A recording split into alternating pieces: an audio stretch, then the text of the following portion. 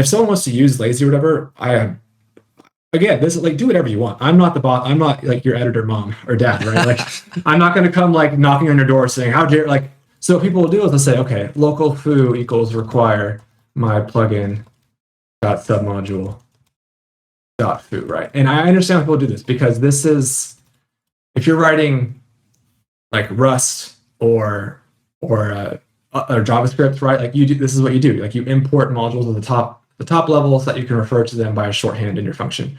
But in Lua, what this does is that when your code is executed, you are calling this require here as soon as the script is executed. It's not happening when you call do stuff. It's happening when the file is loaded. So this is an area, this is, I think, one reason that this has been more of a problem in Lua is just because people naturally want to do this pattern. And again, I understand why. But that ends up hurting the lazy loading, right? Because you're not lazy loading it now. You're loading it up front instead of on demand. If you're listening to this as a podcast, remember that it was originally recorded as a video. If you're not following along, you can go to my YouTube channel. My username is linkarzu. And if you want to support me to keep this podcast going, you can donate in Ko-fi. I'm going to leave a link in the description. All right, so let's get started with this chapter then. Hey, Greg. How's it going? Hey, Christian. Good. Glad to be here. Yeah, second time you're in the channel. The previous time was with TJ, DT, and Josh. Yeah, the Neovim versus Emacs. That was a good time. Yeah, I actually had a call with an Emacs power user, I would say, or contributor. His name is Prot. Everyone talks about Prot. Have you heard about him by any chance? No? I'm not super tuned into the Emacs world, though. No? Yeah, pretty interesting conversation. So really appreciate that you're here, Greg. Thank you very much for your time. It's Friday. What time is it where you're at, by the way? It's about 6 p.m. I'm in Central Time in the US. Oh, okay. So the reason we're doing this call is just to get to know Greg's workflow and talk about Neovim, Ghostty, a lot of other topics. Okay, so just to give a little bit of context, would you mind sharing who you are? Like, are you a Neovim maintainer, Ghostty maintainer? Just share about you overall. Sure. I'm Greg. I go by GPAnders online. Common misconception is that my last name is actually Anders, not Anders. I have the P in there as my middle initial. The reason for that actually is because back in 2015, circa 2015, when I was trying to buy a domain name, I of course looked for ganders.com first, and it was taken. But GPAnders was available, so I just took it, and I've been GPAnders ever since. So your last name is Anders, right? Yeah. Okay. Yeah, that's right. Okay. People think it's Panders. Yeah. Yeah. On we have like a little, Neovim chat where like the maintainers and some contributors hang out online, and my nickname on there is Panders, or just so people just assume that's my last name. Anyway, I guess most of your watchers would probably, if they know me, would know me as a Neovim core maintainer, a role that I've had for almost 4 years, so since late 2021 or so. My contributions in Neovim are pretty broad and have varied over time in terms of how active I've been. But I've worked on everything from the LSP client, tree sitter improvements, to kind of some small features like editor config integration.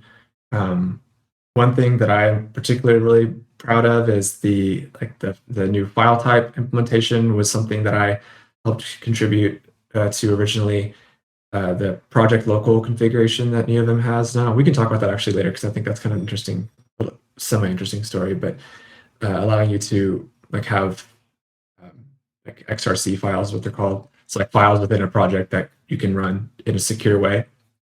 Yeah, but kind of all over. But my biggest area of focus, I guess, in Neovim is kind of in the terminal area. So both the Neovim's embedded terminal, and then the fact that Neovim itself is not, it doesn't have to be, but often is a TUI application, an application that runs in the terminal. So we have to understand the terminal as an ecosystem, or excuse me, as a platform, and what features we have available and how we can take advantage of those. So that's the area that I enjoy contributing most, and I think I've spent the most time contributing to over the last couple of years. Okay, and on the Ghostty side? The Ghostty side, yeah, I joined the Ghostty beta back in 2023, I want to say. It was relatively early stages then. I will totally admit I was shameless about it. I joined the Discord and said, "Hey, I'm a Neovim contributor. I would love to try Ghostty." And Mitchell abused the power. I did. I don't do that often. And to be honest, there's not many scenarios in life where Neovim gets me a ticket into anything, right? So this was possibly the only time that will ever happen. But Mitchell is a Neovim user, and so he sent me an invite. And at the time, there was still a lot of low-hanging fruit in terms of features and things that needed to get done. And so I just started sending PRs. And for a very brief period, I was one of like the top 3 contributors, although my activity in the past year has declined substantially. I still hang out in the Discord and try to be useful where I can, but I've definitely kind of taken a backseat there. Okay. And how did you get started with all this? Would you mind sharing a little bit about your background? Like, did you start with computers early in life? Did you go to school and it was computer oriented? Or how did your love for IT overall started? Computers in general, I was as a child of the 90s and early aughts, my brother and I played a ton of video games. So we were familiar with computers in that sense. Like, we were the family technicians, right? Like, DVD player won't start. I mean, I'm old enough to where like the VHS player is working, right? Like, how do we hook that stuff up? That's more like electronics, I guess, not much computers. My first experience to actual computer programming was when I was a teenager, and I was really at the time into World of Warcraft. And one thing you can do in WoW is write these like UI mods to like affect the way that the user interface looks and stuff. And that's all done in Lua, which is kind of funny now. I didn't, write a lot of Lua for Neovim now, but so I started writing these like UI mods for World of Warcraft, and that was the first code I ever wrote. So Lua was my very first language, which is kind of funny now in hindsight. But after that, I didn't study computer science in school. I majored in electrical engineering. I think we had 1 semester of programming in C++. But I went through all of my undergrad not expecting to be a programmer. I didn't think of myself as a programmer or as a software engineer. I didn't really know what I wanted to do. I just figured I would do something in engineering, but wasn't sure what that would be. And then when I graduated, I don't really understand how this happened, but I interviewed with this company that was like a technology consulting firm, and they did a bunch of web development stuff. And I got hired there. So I remember actually in my technical interview, the interviewer asked me how well I knew JavaScript. And I told him that I had done a little bit of Java in school. Is that the same thing, or is that similar? Which, like, obviously anyone who knows about those languages is like, that's like laughable to even ask that. But that's the level where I was when I interviewed here. But I guess I did well enough in my other interviews that they figured, okay, this guy can learn on the job, and they hired me. So I went and did all like Code Academy and a bunch of that stuff, and learned JavaScript and HTML and CSS and stuff. So yeah, that was my first job in 2015. I was 22 years old. I was writing Java. It was like very enterprise web stuff, right? So like Java Spring on the back end. The front end was like JavaScript pages, JSPs, which is like such a gross old technology. At the time, like the hot new thing was Angular. Angular 1 was like the cool thing that the cool kids were doing. React wasn't even a thing at the time. So I did that for about a year, and it took me about that long to realize that that's not what I wanted to do. So I left that job and went and got a master's degree in aerospace engineering as a way to kind of thinking at the time, okay, I want to go work for like SpaceX or NASA or something, right? Like that was like the dream job. Since we're swapping embarrassing interview stories, before I went to grad school, I tried applying. I applied to SpaceX for one of their like flight control software positions or something, and the job was for C++.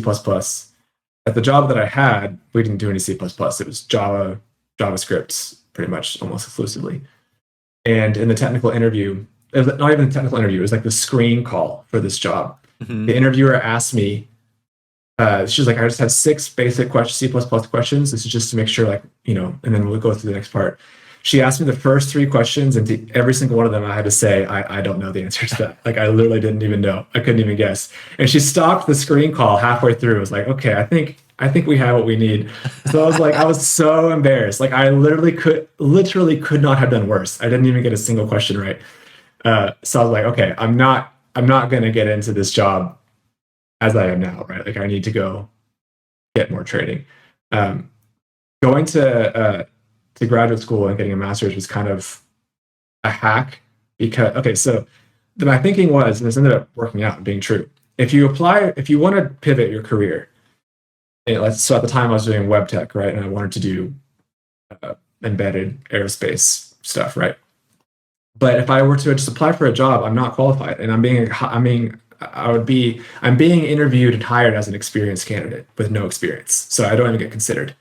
But if you go through school, through college, and then apply, you're hired as a recent grad, and they don't care if you don't have experience.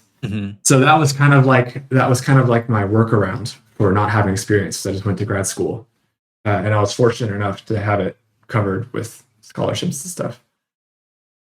And then when I went and applied for jobs, even though I didn't have relevant experience, I mean, I had some given the academic background, but they didn't care that I didn't have experience, right? Because I was a recent grad.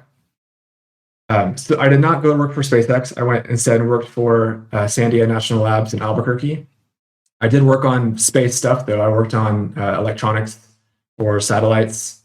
That was a super interesting job. I ended up getting like a top secret security clearance and everything. So I was like working with FPGAs, writing super low level embedded code. One thing that me and some other coworkers spent a lot of time working on was this heterogeneous. The fancy name is like a heterogeneous computing platform, right? And what that means is you're on an electronics platform that has maybe like a GPU and a CPU, or in our case, it was a CPU and then your FPGA stuff. And we ended up implementing something kind of like CUDA, for your viewers that are familiar with CUDA, where you can accelerate some algorithms by offloading it off of the CPU onto dedicated GPU hardware. In our case, it wasn't a GPU, it was an FPGA. So we had these like really, really intense image processing algorithms that we needed to perform really, really fast on relatively low power hardware. So what we implemented these algorithms in the FPGA, parts of them anyway. And then apologize for my dog barking. It's fine. It's fine. Hopefully that's not too annoying. But anyway, and then we would on the CPU part, we would write the code such that we could like parallelize stuff onto the FPGA and then get the result back out. So we ended up like recreating like a poor man's CUDA from scratch, which was super interesting. I learned a ton from that, and we applied for a patent and got it patented. So I do have one patent under my name from working there. But I really enjoyed that job, but I did not enjoy having a security clearance at all. So after about 5 years, I left that and went and worked for a startup called Reliable Robotics that was working on autonomous aircraft, so little cargo planes that fly themselves. That was also embedded focused. Loved that job. Great people, good company, but I had an opportunity through a acquaintance that worked at Cloudflare. They let me know that they were, looking for a role and position, and it was too tempting to pass up. So ended up taking that, moved to Cloudflare a little over, or almost a year ago. Actually, it'll be a year in just a couple of weeks. It's my first anniversary at Cloudflare. So I've been there ever since. Yeah, that's the short version, the quick version of my professional history anyway. I guess in terms of like open source stuff, yeah, I got involved in that. I don't know. Maybe you can edit this part out. I want to take a break to see if you have any questions for me. I've been talking for a long time. Oh no, did it affect you when when they rejected you in SpaceX? Did it affect you? Did something happen or not at all? It did affect me. I mean, I was super embarrassed. I felt really ashamed for a couple of days. I can laugh about it now, and I'm not embarrassed to tell the story. Partially because I know C++ much better now, and I would totally breeze through that interview today. So I don't mind sharing a failure in the past now that it's been a few years. But no, at the time it was brutal. I mean, I don't know that I'd ever failed at anything that badly before. It was very humbling for sure, and I think I was very discouraged by that. Like I was like, yeah, that definitely was kind of a motivation killer, but not permanent, thankfully. But Oh, yeah, yeah. it was pretty demotivating for a little while. Yeah, you moved on. That's great. Yeah, you were gonna continue with open source as well, right? You wanna share your background history there? Sure. Yeah. Let's see. So when I was at that first job at that technology consulting firm, I'll talk about my editor history too, I guess. The big one at the time was Atom. Atom was the really popular one. So folks that paid attention to editors over time will know Atom as the spiritual precursor in a sense to VS Code, and also in a sense to Zed, because the same people that started Atom went on to start Treesitter and today Zed. But at the time, Atom was the big one. But I also learned Vim, the basics of Vim. Now, I didn't use it as my main editor, but I knew it well enough to like navigate around it and edit files and stuff. When I was in grad school, I was writing a lot of C++, and I started doing some research. Okay, what's the best IDE for doing C++? This was still at the time, I don't think VS Code had like swallowed the world. So I didn't just like default to VS Code. So I was doing some research on like what's the best IDE for C++, and people talked about, there were some mentions of like NetBeans and CLion, and I tried both and didn't really click with either. But then there was like some Stack Overflow comment that was like, just use Vim. Like Vim is perfect for it. And I was like, okay, I guess I could consider it. And that was the moment basically where I started using Vim full time from then on. So I installed some plugins. It's actually kind of crazy to think how far it's come since then. At the time, LSP wasn't a thing. So if you wanted completion in Vim, there was this plugin called uCompleteMe, which I think is still around. And it uses like a separate process, and I think it's like written in Python to talk to. I actually don't know how it works. It's black. It's pretty fancy. But at the time, I remember installing that and like it blowing my mind. Like the fact that I could have auto completion in Vim was like unreal to me. It was like insane. And then after that, I kept using Vim. So I used basically just regular Vim for a long time. I think I tried like looked at Neovim, but if I used it, I basically used it as if it were Vim without really understanding what the differences were. Mm-hmm. And it was around this time that my very, very first contribution to Neovim was made, and it was like had to do with Python provider or something, like PyEnv, I don't know, something really like archaic and lame like that. And then let's see. And then I don't remember. Oh, you know what it was? It was around the time that the Neovim 0.5 release came out, and there's a lot of hype around it. I don't know how I heard about it, but this was like, okay, the LSP client is coming out of, it's going to be shipped. Lua is like a first-class citizen. There's all this buzz and hype around the 0.5 release, and so I finally went and looked at it, and I was like, all right, like this looks like I can see enough differences between old Vim, regular Vim, and Neovim now to be like, okay, it's worth switching and taking advantage of some of this new stuff. So that was when I made the switch to Neovim. And then I have a question for you. How easy is it to debug C++ in Neovim? Do you do any debugging at all or no? I don't do it in Neovim. So there is like the debug adapter protocol, and a co-maintainer of Neovim maintains the plugin for that. Matthias is his name. I'm not even going to try to pronounce his last name because I'm 100% say it wrong. I think it's like Fusenegger. I think it's like German or Austrian. So I'm not sure how to pronounce it. Sorry, Matthias. But he maintains the plugin. I have tried it. I have never really been able to get comfortable with the debugging inside of Neovim thing. C++ and C has GDB and LLDB, which for me work great. So I just use that. And I'm perfectly happy with it. So I don't have any complaints there. Okay. GDB is kind of like Neovim in the sense that it's a power tool. It has a pretty steep learning curve, but like once you get a little bit up the learning curve and get past the initial discomfort and scary, like the fear of using it, it's just like an extraordinarily powerful tool. And it's also like Vim is scriptable, so you can make it do anything you want. So no, I'm a big GDB could be better for sure. Like it's not perfect, and there are other debuggers that improve upon the experience. But generally speaking, if I can use GDB, I'm pretty happy, and I can usually get what I need out of it.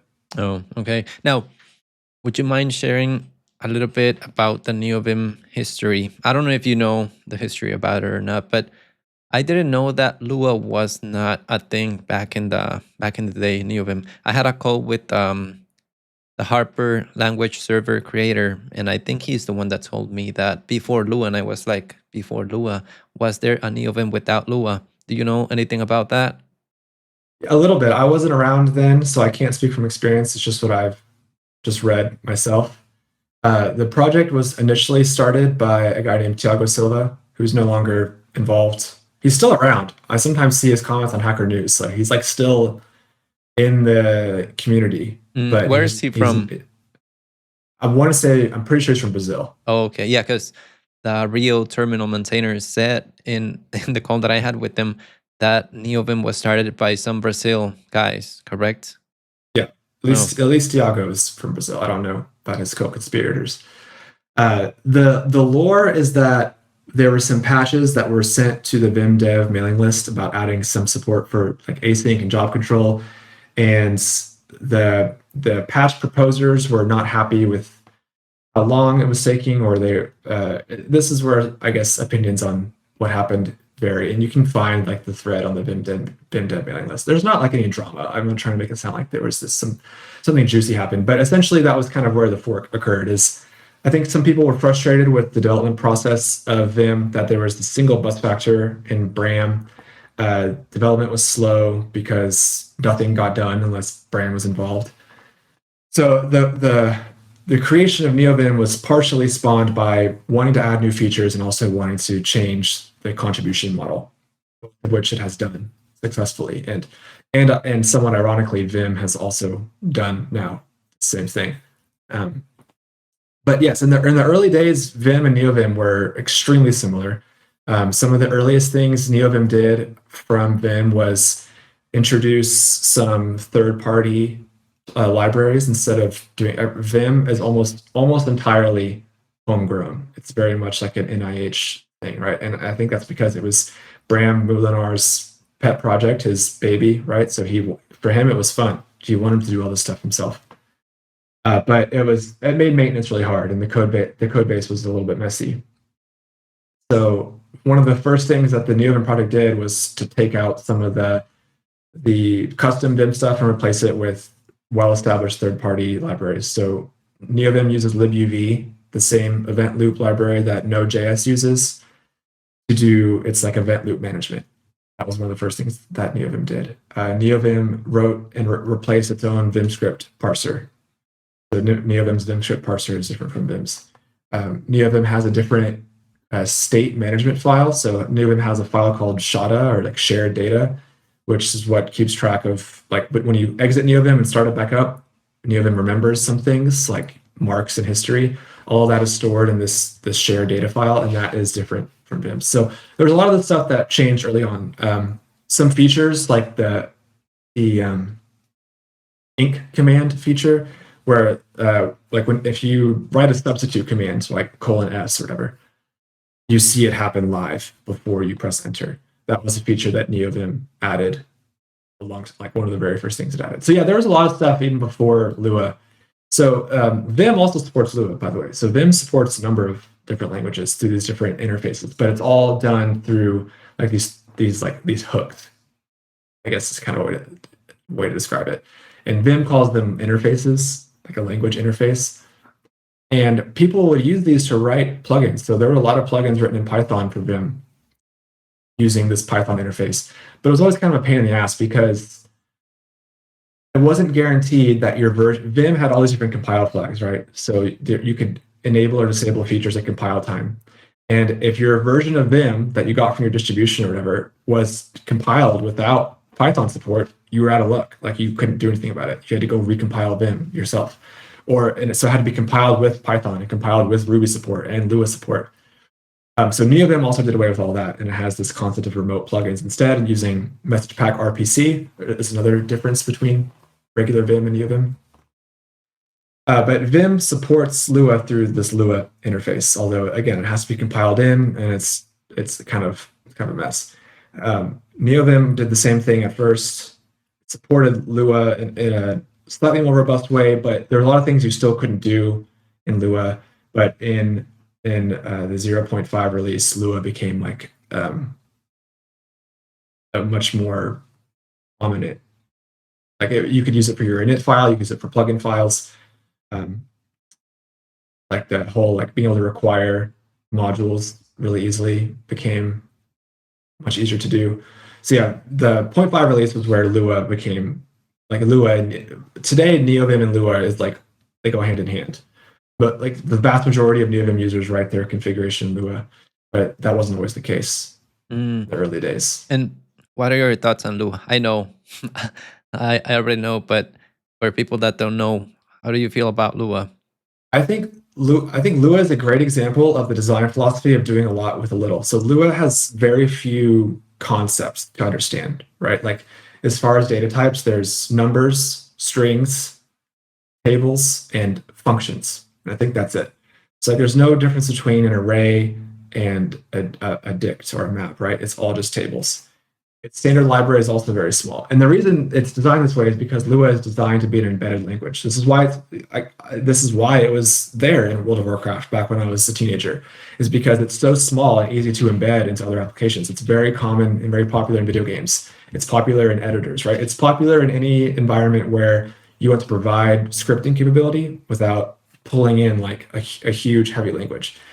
So Lua is intentionally small. It's designed to be small. And it's able to do quite a bit with that. The flip side of that, though, is there are trade-offs. And the trade-offs are there are some really nasty edge cases and foot guns. There are some language features that, to me, are inexplicably missing. Like Lua has no continue keyword. If you're writing a loop and you want to go to the next iteration of the loop, you can't write continue. It doesn't exist, which is just bonkers to me. But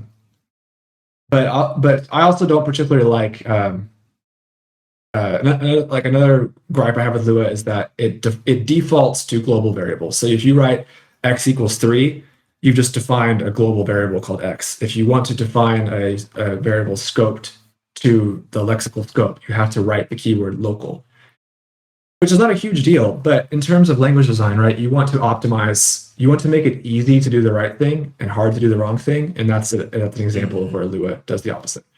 And then, yeah, I said this in our last discussion, but I also just find Lua aesthetically I don't like looking at it. I just think aesthetically, Lua is super ugly. I hate looking at Lua. I don't particularly enjoy. I feel the same way. And it's kind of a weird complaint, right? But there's some code when you look at it, and it just kind of flows, right? Like it's visually appealing to look at. It just kind of, you can like see the way the code flows. It's really easy to kind of. Lua is not like that. It's a very imperative language. You can define, it does have functions as first class values, which is nice. So you can do like some functional stuff, but even the syntax for defining functions is very verbose. So you don't see a lot of that kind of code written in Lua because it's just not very nice to write or to look at. Yeah, I don't know. I have mixed feelings about it. I think you can do a whole lot worse than Lua, right? Like Mm, Most of the time, I'm not going to complain about seeing Lua. But if I get to choose, I'm probably not going to choose Lua. that's for what I myself. was gonna ask. What do you think could have been, a replacement for Lua? Well, I should clarify. For Neovim's design goals, what it wants to achieve, I think Lua is the right choice. Okay. Especially with the existence of LuaJIT, which for those who don't know, LuaJIT is an implementation of Lua 5.1. So Lua, like C or Go, is specification. Like, right, there's this manual that says this language does this, right? And then there are different implementations of the specification. And the people that designed Lua are from a university called PUC, P-U-C, in Rio de Janeiro, which I've been to, actually, funnily enough. And that's what we call PUC Lua, P-U-C Lua. That's like the out-of-the-box original standard Lua. But then there's a guy named Mike Paul who started this project called LuaJIT, where JIT, J-I-T here means just in time, in terms of just-in-time compilers, which I won't go into or explain. People can look that up if they don't know what that means. But it's an alternative implementation of the Lua 5.1 language specification that is very, very fast. Much faster than PUC Lua. So this is great for projects like Neovim that want something that's small, it won't bloat the editor by including it and by embedding it, and also very, very fast. So with the existence of LuaJIT, if you're embedding a language into your application, Lua is usually a very, very good choice. So I don't think I would have chosen anything different for Neovim specifically. Mm-hmm. I just mean if I'm like writing code for a pet project or something, and I'm choosing a language, a scripting language, I probably wouldn't pick Lua for myself. That's all that I meant. Okay, but that's the reason in our last conversation that you mentioned that you use Fennel, right? So would you mind explaining what Fennel is for people that don't know what it is? You're sharing your screen at any time. So if you want to jump to your screen, you just let me know and it's easier that way. Yeah, I just pull up the Fennel website. If people want to see that, it's at fennelling.org. But Fennel is a Lisp that compiles or transpiles, I guess, into Lua. So I'm a fan of Lisp. In my own time, because I mentioned earlier, I didn't study computer science in university. I studied electrical engineering. So I've done a lot of like self-study just on my own time. And one textbook that I worked through was called the Structure and Interpretation of Computer Programs. I think that's what it's called, the SICP. Which you can find for free online, by the way. I highly recommend reading it if anyone hasn't. But yeah, here's the PDF. And in this textbook, they use Scheme. So they use Scheme to teach like these fundamentals of programming. And Scheme, we talked earlier about how Lua is a language that does a lot with a little. I think Scheme is even more so. Like Scheme has even less syntax than Lua. It's an extremely simple, minimal language. It's a Lisp language. And I went through this book and was doing the exercises, and I kind of just fell in love with the concept of Lisp and how much you could do and represent with this like extremely primitive language, right? Like all you have is it's just lists, right? There's like a couple of other syntax things, but it's all just like just lists, right? Lisp stands for list processor. It's like the fundamental data structure, and Lisp is just a list. So I really came to enjoy Lisp. I know it's controversial. A lot of people look at it and they don't get it, and they think it's ridiculous and ugly, and they make jokes about parentheses, which I get it, right? Like I totally understand that. But to me, it just clicked, right? I really enjoyed it. So when I found out there was a Lisp language that compiled to Lua, I was very interested, and I started kind of experimenting with integrating it into Neovim. So yeah, that's what I use now. I obviously still write a lot of Lua because anything that I'm contributing to Neovim itself is in Lua. Mm-hmm. Like my dot files or whatever, I just write it all in Fennel. In Fennel, okay. You also mentioned the Neovim team. I had a question. How does it work? Like the Neovim core team, how big is it? How easy is it to reach agreements in the team? How is the mechanics? How are the mechanics in the team? How is the relationship? How does all that work? Who takes the calls? Is it one person mainly, or is it the group? Or do you want to share anything about that? Yeah, I can talk about that. It's pretty loosely structured and informal. So I should caveat, just in case there are any other core team members watching, that I'm not, like, nothing I say is authoritative, right? I'm just talking about my experience. But we kind of loosely follow a BDFL model, which is benevolent dictator for life. Justin Keys is our benevolent dictator. He has been involved with the project since, if not the very beginning, very, very near the beginning. So he's been around for a long time. And he's the person that, if an executive decision needs to be made, in most cases, Justin will make it. But Justin also is not around all the time. He'll have prolonged periods of absences for whatever reason, right? And so when he's gone, train keeps moving. So there are multiple people that are able to merge PRs. That's what we call the core team. Anyone that has the ability to merge a PR is generally the core team. And the team is kind of loosely structured into areas of expertise and preference. So for me personally, that's pretty much anything that involves like the TUI or the terminal. I will almost always review those PRs or handle those issues. That's not to say other people can't. I don't own it. It's not mine.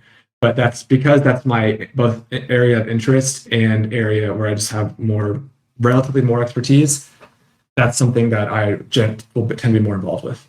Whereas we have other people that spend a lot more time working on LSP stuff. They're very familiar with the LSP specification, what other editors do, what's happening in the ecosystem, right? And so they're better equipped to handle those questions and PRs.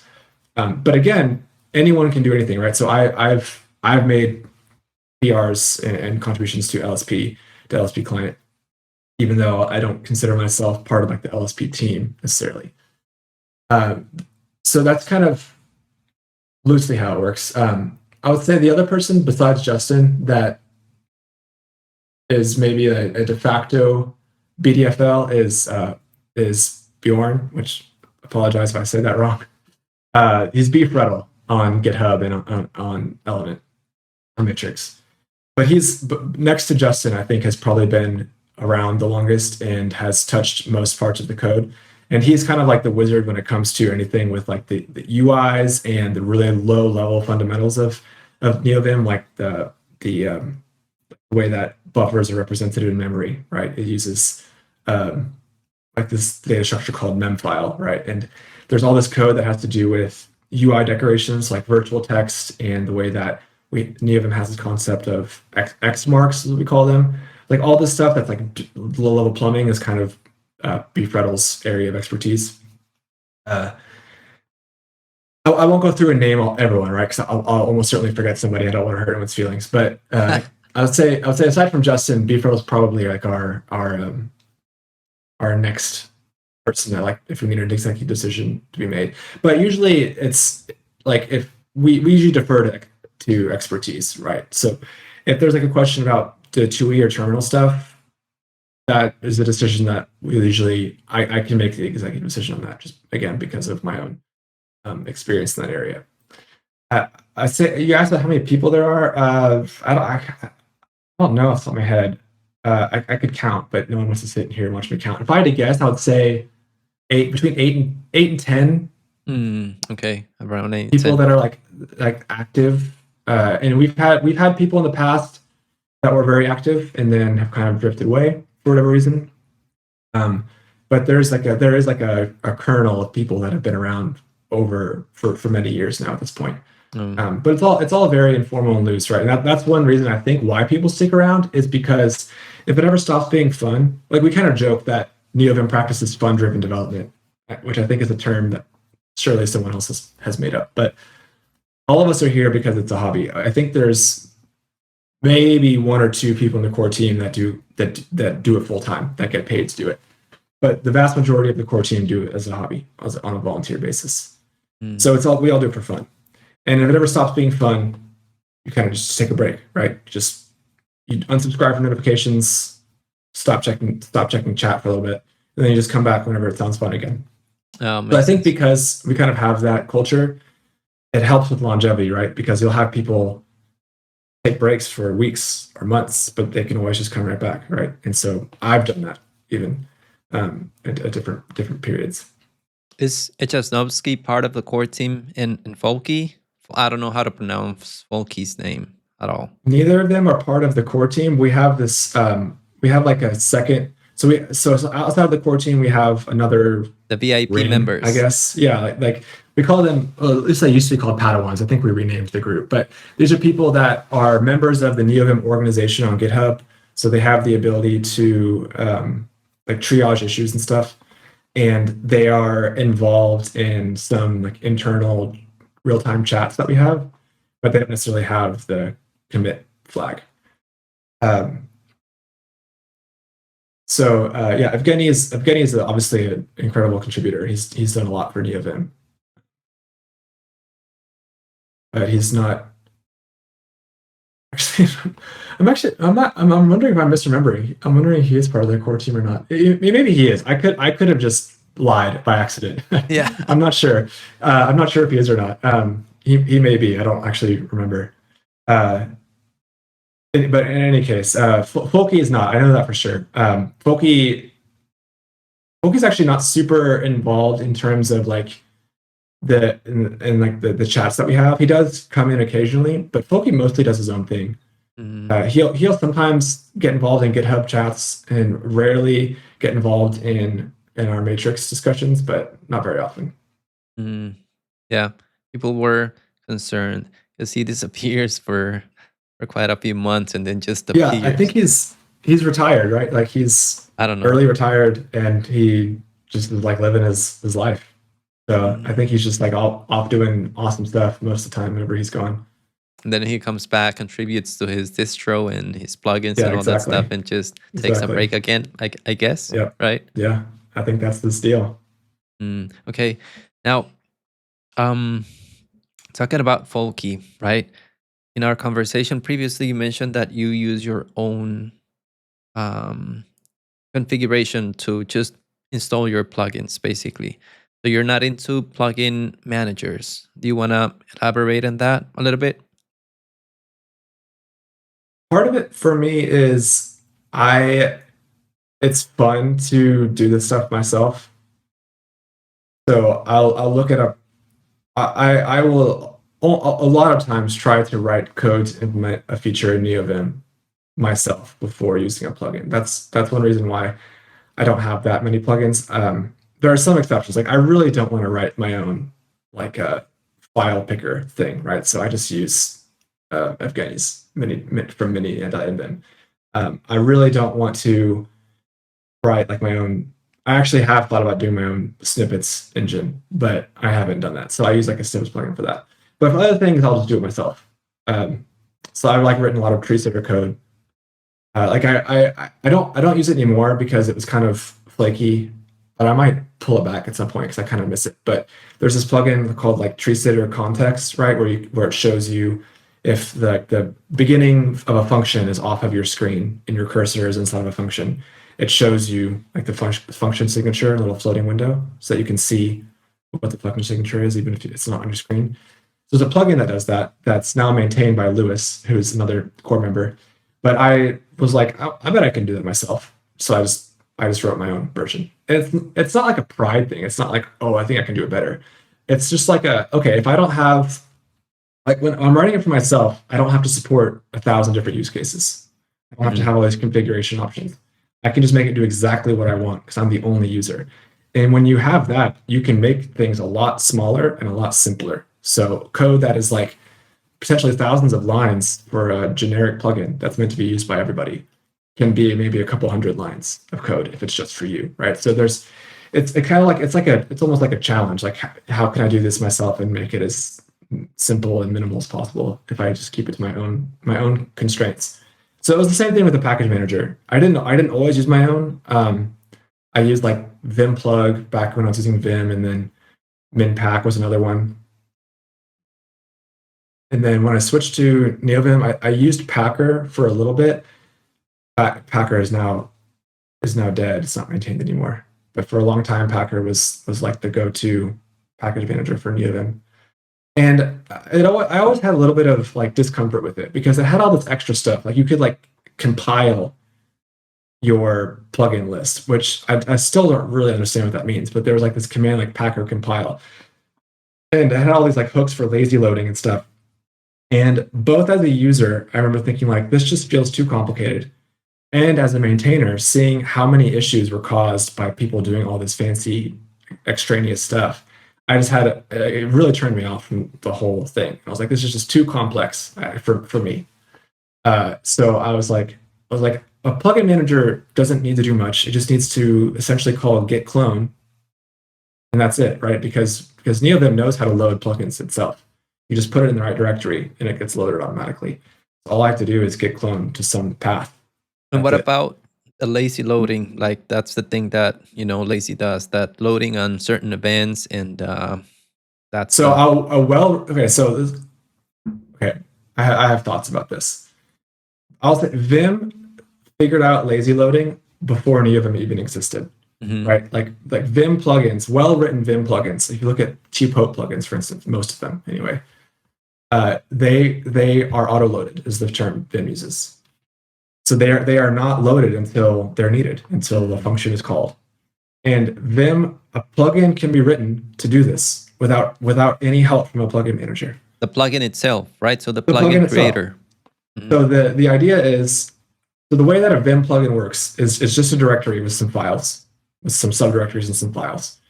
Any file under a directory called plugin gets interpreted and executed on startup. And then any file that's under a directory called autoload gets called on demand. So and I'm talking about just old school Vim plugins right now. So a well-written Vim plugin has extremely minimal amount of code in this plugin directory, right? Like maybe it defines a couple of plug key maps that users can then remap, or it might define some commands. But it doesn't define any functions. It doesn't do anything, right? So this code should take milliseconds, like sub-milliseconds to execute. It's very, very minimal. And then all your beefy code is in this autoload directory. So not until the user actually calls it does that code get loaded and executed. So the same concept exists in Lua. Instead of an autoload directory, you have it in the Lua directory and you call require or whatever. But what was happening in the Neovim ecosystem with many Lua plugins was a couple of things. One was this proliferation of this setup pattern where to load a plugin, you would call, require my plugin.setup. And what that would do is then call a bunch of these other modules, and you're executing tons and tons and tons of code. And the instructions for these plugins would tell you to do this on startup. And so people were seeing these plugins slow down their startup times. And just because they were, to be frank, written poorly. They weren't taking advantage of the mechanisms that Neovim gave it to run effectively. So what a plugin should do, if it wants to lazy load, is write the minimal, as little as possible as you can in this plugin file. And then everything else goes in your require, and you just call that when you need it. Another problem that you see is, and this is understandable, I understand why people do this, but like, let's say I have this, I'm writing a plugin file. I don't want to have to write like require, I'm sharing my screen right now just in case. Okay. Oh, there we go. Okay. Like people don't want to write require, like let's say I have, my function do stuff. And I like my plugin has this, like I don't want to require my plugin dot submodule, dot foo dot do stuff. Right? Like that's a lot to write. So what people will do is they'll say, okay, local foo equals require my plugin dot submodule dot foo, right? And I understand why people do this, because this is, if you're writing like Rust or or JavaScript, right? Like this is what you do. Like you import modules at the top level so that you can refer to them by a shorthand in your function. But in Lua, what this does is that when your code is executed, you are calling this require here as soon as the script is executed. It's not happening when you call do stuff. It's happening when the file is loaded. So this is an area, this is, I think, one reason that this has been more of a problem in Lua is just because people naturally want to do this pattern. And again, I understand why. But that ends up hurting the lazy loading, right? Because you're not lazy loading it now. You're loading it up front instead of on demand. So what you should do is instead something like this, But that's obviously a pain to write, so I get why people don't do it. Anyway, so people started writing plugins using this patterns, and people noticed that their startup times were getting slower. And then plugin managers then recreated this concept of lazy loading that already existed in Neovim. And now that responsibility was on the plugin manager, which just added more complexity because now we're loading these plugins at different points instead of loading them up front and letting Neovim, do the lazy loading as necessary. So I was just like, whatever, I'm not going to. So I'm also like very, very picky about the plugins I install. Like I read the source code and I'm like, if you're putting if you're going to slow down my startup time because it's not written well, I'm not going to install it. I'm like any plugin that requires me to call like .setup, I almost always will not use it. But mini.mvim is like the one exception to this. And Evgeni knows how I feel about this. We've talked about this a lot, and we've kind of just like agreed to disagree, basically. You couldn't convince him. I couldn't convince him, and he has counter arguments. Like if he's watching this, he will probably be shaking his fist, like he's not representing like the counter arguments. But like the code I have for mini, like I do make an exception. So like I'd call, well, this is kind of hard to read because it has a macro, but I do call setup for mini.mvim. So I make an exception for Evgeni, but I also trust him. Like I know his plugins are written well, so I'm always making an exception there. Anyway, that's kind of like my mini rant. So we were talking about package managers. Yeah, so they kept getting increasingly complicated. And I don't mean to disparage, right? I don't mean to like dunk on people or whatever. Like we're talking about editor plugins, right? Like this is like the lowest stakes thing possible to talk about. People can do whatever they want. It's for fun. But for like my own personal taste, it was just too much. It was too complex. It was too much going on. So I was like, we don't need a lot here. Like I can satisfy what I need in a shell script, like 100 lines of code, 100 lines of shell. So that's what I did. Now that's all I use now.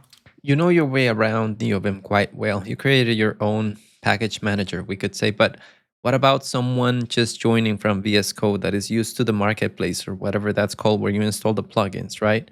They're not gonna write their own plugin manager. They will not know how to load plugins and all that stuff. So do you think a plugin manager like Lazy could be useful in that case? Someone completely new, right? Or what? What are your thoughts there? I do think having an easy to use, so this was a big motivation behind adding the plugin manager into having a native on Neovim, which we've been talking about Evgeni a lot, but that's something else he did. He upstreamed a version of his mini.deps into Neovim. So Neovim has a package manager now called vim.pack. I don't know why that didn't work. Oh, okay, looks like there it is. So Neovim has a package manager now. And a big reason for adding this, we talked about, this was a thing that was talked about a lot over the years internally. Like, should we provide this?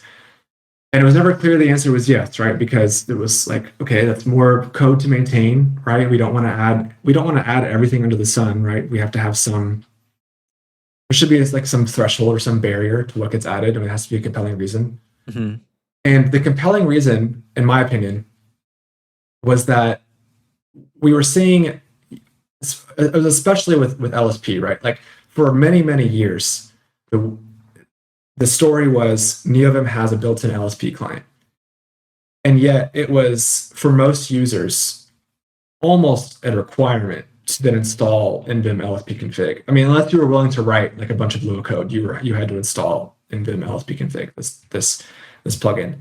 And it wasn't a third-party plugin; it was under the Neovim umbrella, but you still had to install it, right? It didn't come with Neovim. So we were telling users like, "Hey, Neovim has LSP included. It comes out of the box." But that was kind of a lie, right? Because it really wasn't. You had to install Neovim. If you're a brand new user coming from VScode, you had to install Neovim, and then you have to go install Vim LSP config. And it's like, how do you do that? Now I have to go learn about plugin managers. Now I have to pick a plugin manager, and I have to learn how to install this plugin using this plugin. Like it's all this extra stuff. And this was contributing to this idea and this perception that Neovim is really complicated and hard to set up, which is kind of fair. So that was a big motivating factor to upstream this, right? Because we want to be able to say, like, you can literally just write this code in your init.lua file, and that's all you have to do. Like for a brand new user from VS Code, just copy and paste these few lines, and you're good to go. And the addition of vim.pack gets us a lot closer to that reality. Now, if someone wants to use lazy or whatever, again, this is like, do whatever you want. I'm not the boss. I'm not like your editor mom or dad, right? Like, I'm not going to come like knocking on your door saying, how dare, like, I'm talking about like my own personal preferences and stylistic preferences or whatever. But that's totally subjective, If using lazy or even like one of these distributions like NVChat or lazy vim makes it easier, and that's what you like to do, by all means. And like I know a ton of users use lazy vim, and Folke's done an amazing job with that. So I mean, that Folke is responsible for a lot of Neovim's user growth. I'm not going to pretend otherwise, right? So I think, to me, as a core team member, it is a little bit of a indication that we have work to do to make Neovim itself, like the independent project, more approachable and beginner friendly. I think we've come quite a long way there, and especially with LSP over the last couple of versions, and vim.pack is going to get us even further on that road. But there's still more we can do to make things easier. This whole thing was like really made very clear to me when I helped a coworker switch to Neovim, and I was sitting with him like in person. I was there in the office next to him, and I was like I was like feeling his frustration in person, and I almost like felt guilty. I was like, this is partially my fault. This is so complicated, right?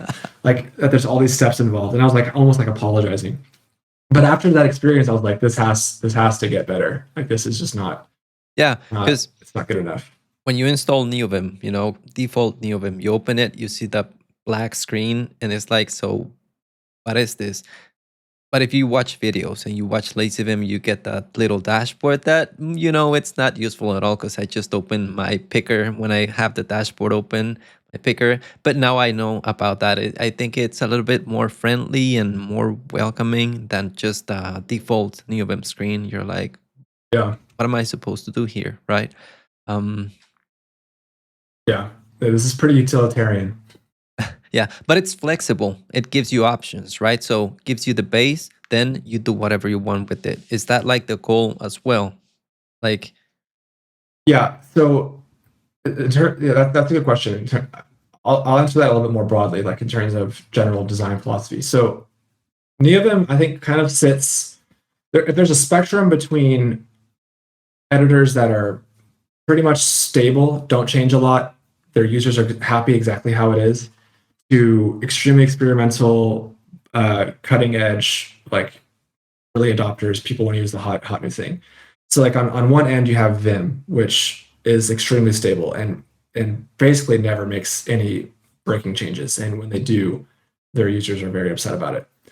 And then on the other side of the spectrum, you might have like Helix, right? Where Helix is used by a lot of people that are not afraid to try new things, or a Cocoon is another one, that want to try new ideas.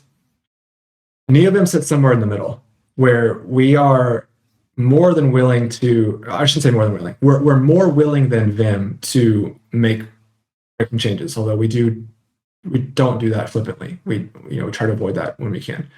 But we want to add new features, we want to improve defaults, understanding that doing so will break some users' workflows.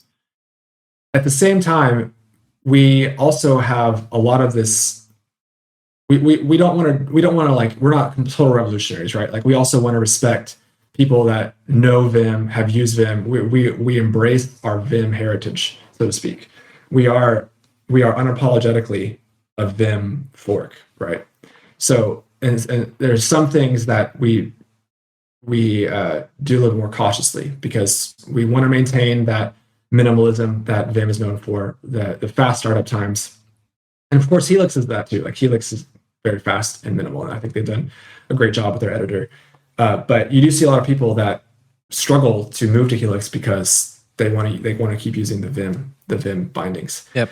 So even though have you tried Helix? Sorry to interrupt you there, but I have tried Helix. I think it's extremely well done. I'll say if it's the time in an alternative timeline when I was just starting out with Vim, if Helix had existed at the time, I think it's very, very likely I would have just used Helix. I just have almost 10 years, a decade under my belt using Vim at this point.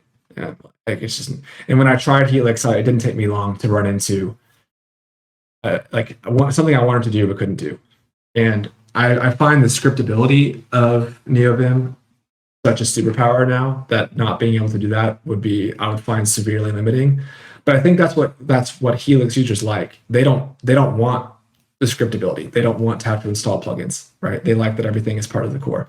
Did you get used to visual mode in Helix? Because it's not visual mode, it's select mode or something like that. So did you get used to that? I didn't use it enough to like get used to it, but I do think it's a good model. In hindsight, I wish Bill Joy, when he wrote VI, had done that instead of normal mode first or whatever that Vim has. I think modal editing in general is a huge improvement over the alternative. But being able to have visual mode first, I think, is probably better than what Vim has. But ultimately, what's going to be better for each person is what their muscle memory is used to, right? Yep. So, go on. the other thing I wanted to say about Helix, though, was I know that they either are about to or already have introduced scripting through using a LISP, some scheme variant of all things, which is like targeted at me. It was very compelling to me. But I do wonder when Helix opens the door to scripting, if the reputation that Helix has as just working and not having to install a bunch of plugins will persist, right? Because once the door opens to plugins and scriptability, then you have to start thinking about plugin compatibility and people depending on plugins that are written by third parties that are not up to the same quality standard. Yep. That are not going to be maintained probably, and they're going to cause a lot of issues. Yep. So I'm curious to see if I don't know, 5 years from now, 10 years from now, if Helix is still around, if the situation's any better or worse than what Neovim is today. That'll be an interesting experiment. I also have experimented with Zed. It's hard not to, right? Like the with how much hype it has. I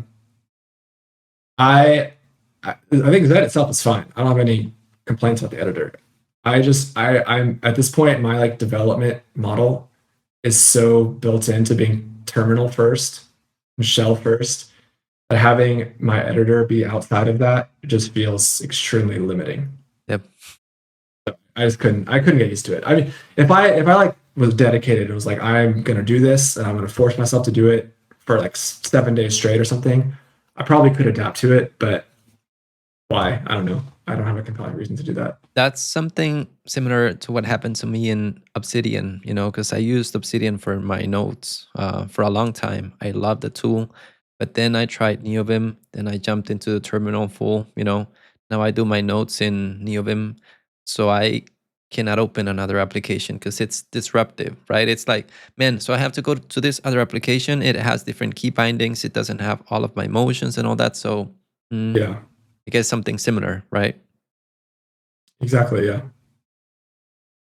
Okay. And I was going to ask you, I see in Reddit that there's new plugins all the time that are being released, So, hey, I have this new file picker. I have this new whatever. what are your thoughts on all of these versions of plugins?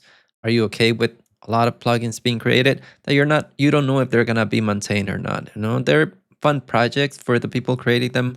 But do you have any thoughts? Anything you want to share about that? I think it's great. I totally understand when people create something wanting to share it.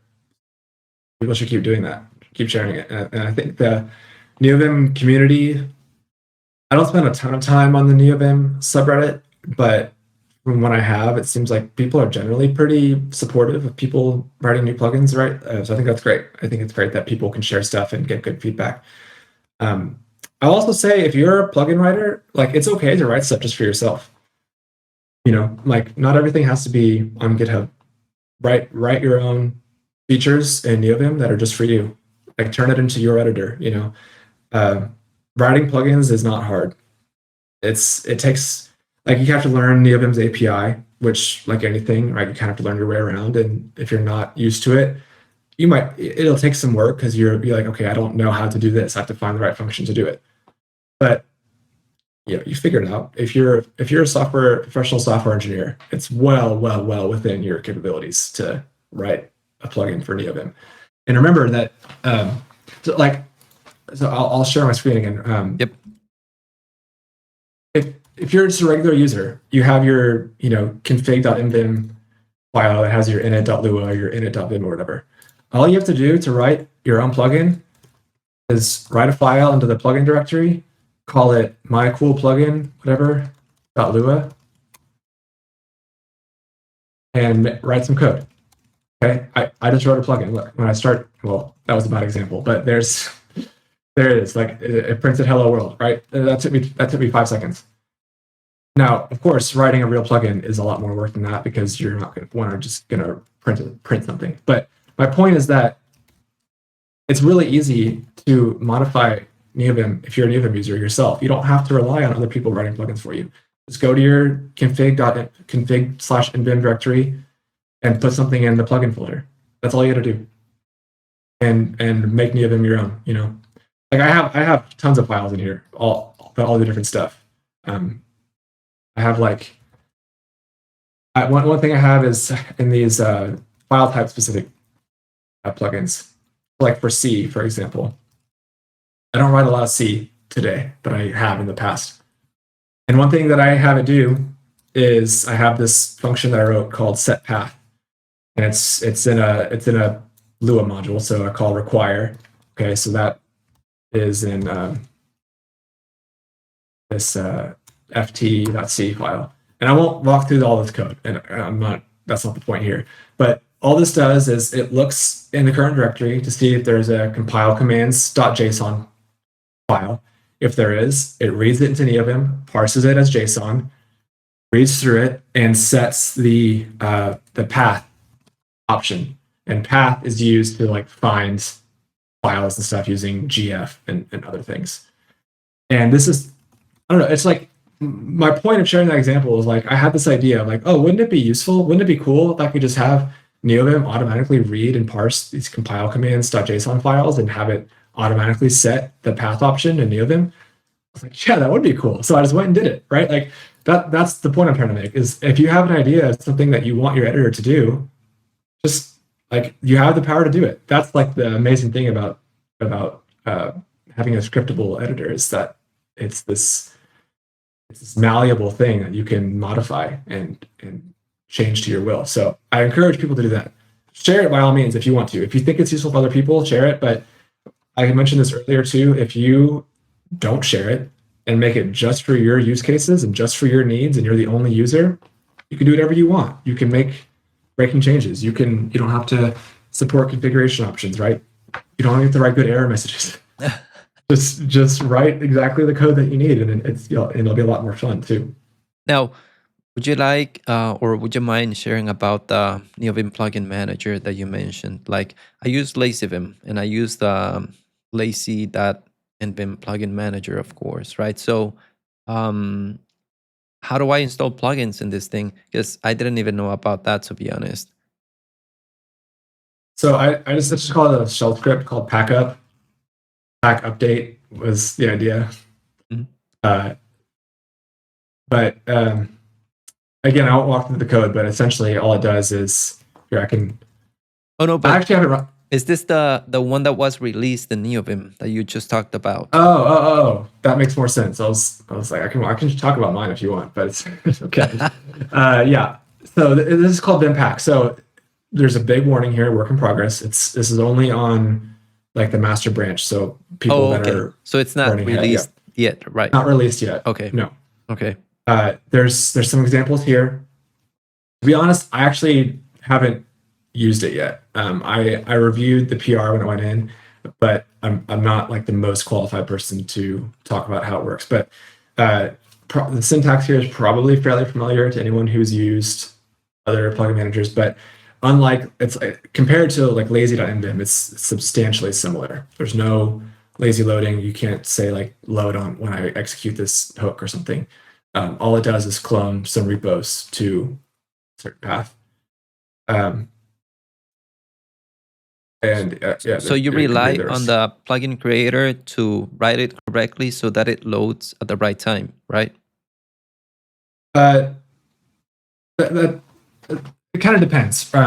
If the plugin you're using says you have to call .setup or whatever, then you're going to have to call the setup function. That's the way the plugin expects to be loaded. And if you want to do that, if you want to defer that until a certain event, then you'll either have to write the lazy loading code yourself or keep using lazy.mvim. So this is my admonition to plugin writers everywhere. Like, right, if you're writing a plugin, you should be doing the lazy loading yourself. Don't rely on the plugin manager to do it for you. Stop using .setup, for instance. But yeah, so Evgeni wrote this. This is based on his mini.deps package manager. I think it's a little bit simplified. Mm-hmm. I wish I could give you a demo, but I don't use it right now, so I can't actually give you a demo using it. Yeah, maybe when it's released and it's part of Neovim. It's in beta, it seems, right now, correct? So yeah. Okay. Yeah. Okay. Yeah. No worries. Thanks. Talking about extensibility, Neovim extensibility. I mentioned Prot. I had the call with him yesterday. He's a huge representative of the Emacs community, right? And Emacs users like extending their what is Emacs operating system or whatever it is, right? To do basically everything for them. And I like that about Neovim because images is a big part of my workflow. For my blog post, I like pasting images, from my clipboard into Neovim. I like converting them into different formats. AVIF is the format that I choose, but I can convert them to any other format using ImageMagick, a plugin, that I use, ImageClip.nvim. And I can view images in Neovim as well now. So I really like that extensibility, but I have heard, that there's a few folks that are not into that because it seems like Neovim is becoming into Emacs or something like that. What are your thoughts there? Anything you want to share? I think that's a compliment. Like I think Emacs's superpower has always been how extensible it is and how powerful it is as a platform. So if Neovim is becoming that, then that's a good thing as far as I'm concerned. I mean, it's up to the user, right? It's not like when you install Neovim from your package manager or something, it like automatically downloads and installs all this other stuff.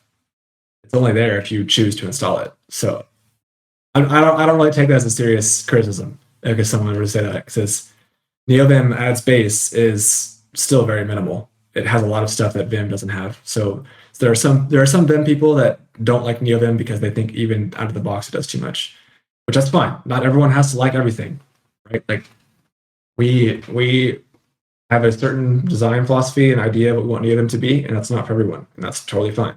We don't have to appease the whole world.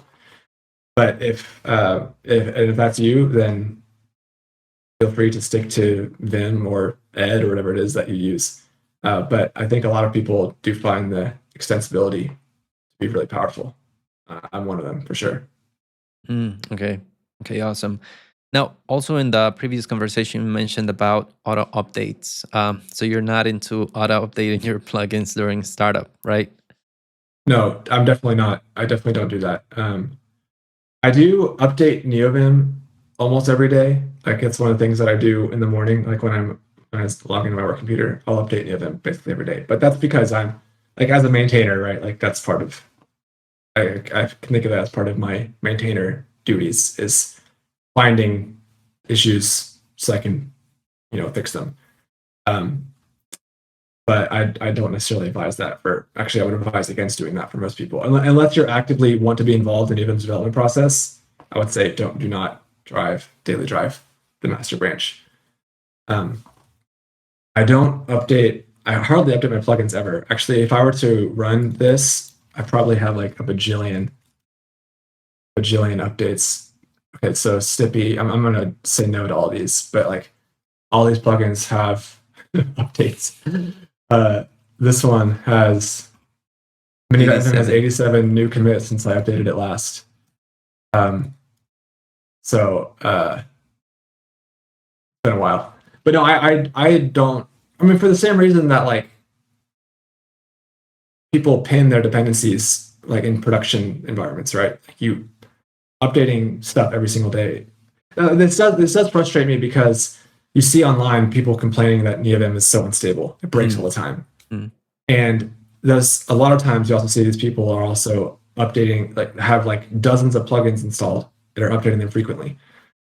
And sometimes worse, they're like there was a period of time where a lot of our users were daily driving the master branch. So I'm like, of course it's going to be unstable. Like you're asking for it to be unstable. If you're on the development branch, even if you're on a release, but you have a bunch of plugins and you're updating them frequently, plugins, tag releases are not very common in the Neovim plugin ecosystem. Pretty much every plugin out there, with some exceptions, just are on head. And when you run update, you just are updating to head on all of them. And a lot of plugins try to support Neovim head and Neovim releases, sometimes not successfully. So yeah, of course you can. And like if you want Neovim to be stable, do the same thing you do with any other software you want to be stable. Pin your dependencies, pin your plugins. But I don't know, people don't want to do that. Yeah. What about like incremental updates, right? Because if you update right now, probably you're going to have a lot of changes. If you update all of your plugins, do you update one at a time, or do you just, when you decide to update all of them at once and see what breaks? When I do update, I'll usually update them all at the same time. I don't run into issues caused by plugins very often, though. And again, it's partly because I'm pretty picky about what plugins I install. Like I use Fugitive. I just thought of this because it was here. Like I trust Tim Pope. Like Tim Pope is extraordinarily talented. I usually feel like I can update Fugitive with very little fear that something's going to break. And Vim Lint is another one that's written by Matthias, who I talked about earlier. Same thing. Like he's a Neovim core member. So like I have a lot of faith and trust in his ability to write a good plugin. So I'm not that. I also don't have a lot of fear. And then the other one is mini.vim, and same with Evgeni. But usually I don't update unless I have a reason to, right? Like right now, my editor, when I use it to actually write code, it's fine the way it is. Yeah. So I don't like. I kind of is, like goes against what I was saying about how I update Neovim every single day. So I'm kind of contradicting myself. But again, that's just because I'm involved with the development of it. If I weren't, then I wouldn't do that. Okay. Yeah. I was under the impression, that update your plugins because of maybe security reasons or something. I have no idea. Like the security critical updates that you get in Linux and all that stuff, But now that you guys talk about it, TJ and you, I'm like, because I update on startup the plugins, just the plugins, right? And sometimes they have breaking changes.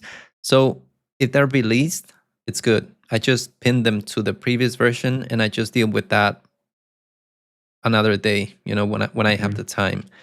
But yeah, honestly, I don't think there's a reason then to auto updates the plugin at startup, because if they work, right? So why would you want to update? Unless there's a feature that was developed that you're interested in, would make sense to update then, right? Yeah. Yeah, it's not always, if you have a lot of plugins, then it's hard to keep track of all of them and see what features there are, right? So I understand why people do it. I'm just saying, like, if my point is that if you kind of have to make a trade-off, right? Either between constantly updating and getting the newest stuff or stability. You can't usually have it both ways. Yeah, definitely. Okay. One other point I want to make, you mentioned the security updates thing. Yeah, for Linux or something, definitely. Or for Neovim, I want to be like really clear about this. Neovim has basically zero concept of security with plugins. So it's very like installing a plugin, you are installing untrusted code that can do anything. Like you're going to execute code on your computer that it's not sandboxed. It can do anything. It's going to run as your user. It can read your SSH private keys and write them to a server, right? Like there's nothing stopping it from doing that. So that's I don't know personally of any examples of people installing malware in a Vim plugin. I imagine that's not like the most fruitful target for an attacker. But that is important to remember that when it comes to security, possible. It's possible. So that's another reason to be careful about what plugins you install and when you update them. Makes sense. Yeah, I trust Folke. Folke is my filter. So if a plugin makes it to LazyVim, I'm like, okay, so it's approved by Folke. I trust them. So I don't install random plugins that I just find out there in the wild. But yeah, try to keep your plugins minimal and install from people that you really trust, basically, right? That's my advice, whatever it's worth. Okay, yeah, makes sense. It won't work for everybody, but yeah. And why Ghostty? Moving on to something else. Why did you decide to go with Ghostty? Why did you decide to start contributing in Ghostty? Yeah. So you can't talk about Neovim without talking about terminals, right? So I've used most terminals. So I started with iTerm2 on macOS, and then at various points I've tried Alacrity, Kitty, WesTerm. I use ST even for a little while. The only one I've never really used full time was Foot, only because it's Linux only, and at the time that I was using Linux primarily, like at work, Foot didn't exist, or it was like Wayland. It's not just Linux only; it's Wayland only, and there was never a period where I was like only using Wayland and also wouldn't use Foot. But I was using iTerm2. I like iTerm2 because it's a native Mac app. It feels like a Mac application, which I like. That's important to me. Like aesthetically, the UI, the user experience, the way it works, it just feels like it's integrated. It feels like because it is. It's like a native Mac application. No other terminal does that, aside from Ghostty. But at the time, no other terminal does that. If you use something like Kitty, like it uses Kitty is great, by the way. I know nothing but respect for Kitty and WesTerm and Alacrity. They're all great and they do different things. But like on Kitty's tabs are not macOS tabs. Like Kitty draws its own tabs. WesTerm draws its own tabs. Alacrity doesn't have any of its own stuff. Doesn't have tabs. Doesn't have any UI stuff. So like kind of feels like a native app, I guess, because it's literally just like a box. And Alacrity is fine. I don't honestly remember why I moved back to iTerm2, but I was pretty happy with iTerm2, and that's what I was using at the time. And then I saw Mitchell give a talk about Ghostty, and I was interested in Ghostty because it was written in Zig. And I've been following Zig since 2017 or something like that, 2019. So for a long time, I really liked Zig. I'm a big fan of the language. I think it has a bright future. I've written some stuff in it myself.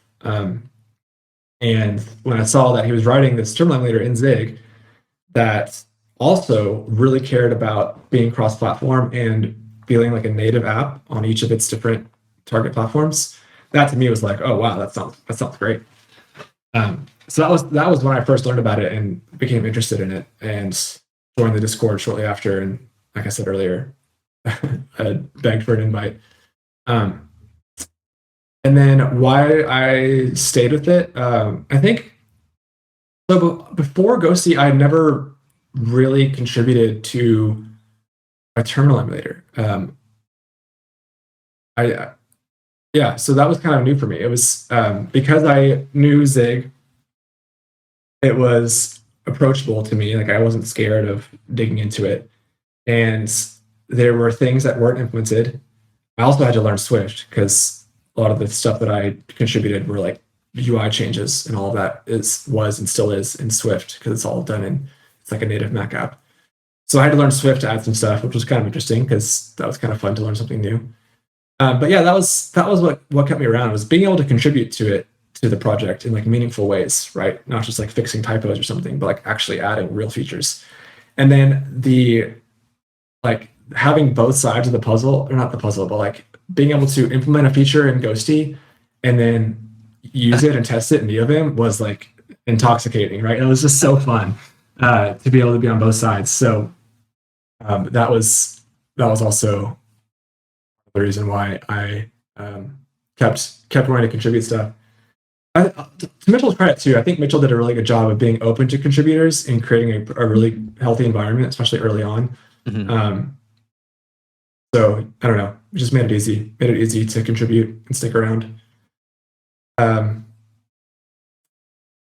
Yeah, I wrote a blog post about Ghostty being native because I mentioned that's really important to me. Like I care about that, but this is back when Ghostty was still in beta. Mm-hmm. And there was all this hype around it, which I personally hated. I hated all the hype. Like it was, people were like debasing themselves to get invited to the beta. I created a couple videos. Which I mean, I definitely, I joined the Discord and asked for an invite, so I'm guilty myself, right? But like the hype definitely kind of grew out of control. Yeah. But when people were talking about why people are so excited about Ghostty, they would talk about performance, or they would talk about font rendering or ligatures, which is, I said that because like I don't care about that at all. I don't care about ligatures. I don't really care about font rendering. So it was just funny to see people care so much about this stuff that to me was not important. But what was important to me, and what I thought was Ghosty's like most distinguishing feature, was that it was native, both on macOS and on GTK. Like it uses native GTK APIs, and it feels like, aside from like GNOME Terminal or Tmux or however you say it, it's like the most GTK terminal there is. Which obviously I know on Linux, not everyone uses GTK, not everyone likes GTK, but if you're using GNOME, Ghostty feels like it belongs there, which is awesome. Mm-hmm. I think it's awesome. And so I wrote this about like why I cared about that and like what that even means. And I think it got some attention, so hopefully people understood what that meant. But that is the reason why I continued to use it, and I'm very happy with it, and I don't anticipate not using it because of that native integration, and as well as how fast it is. It implements a lot of cutting edge. All right, so compared to iTerm is also native.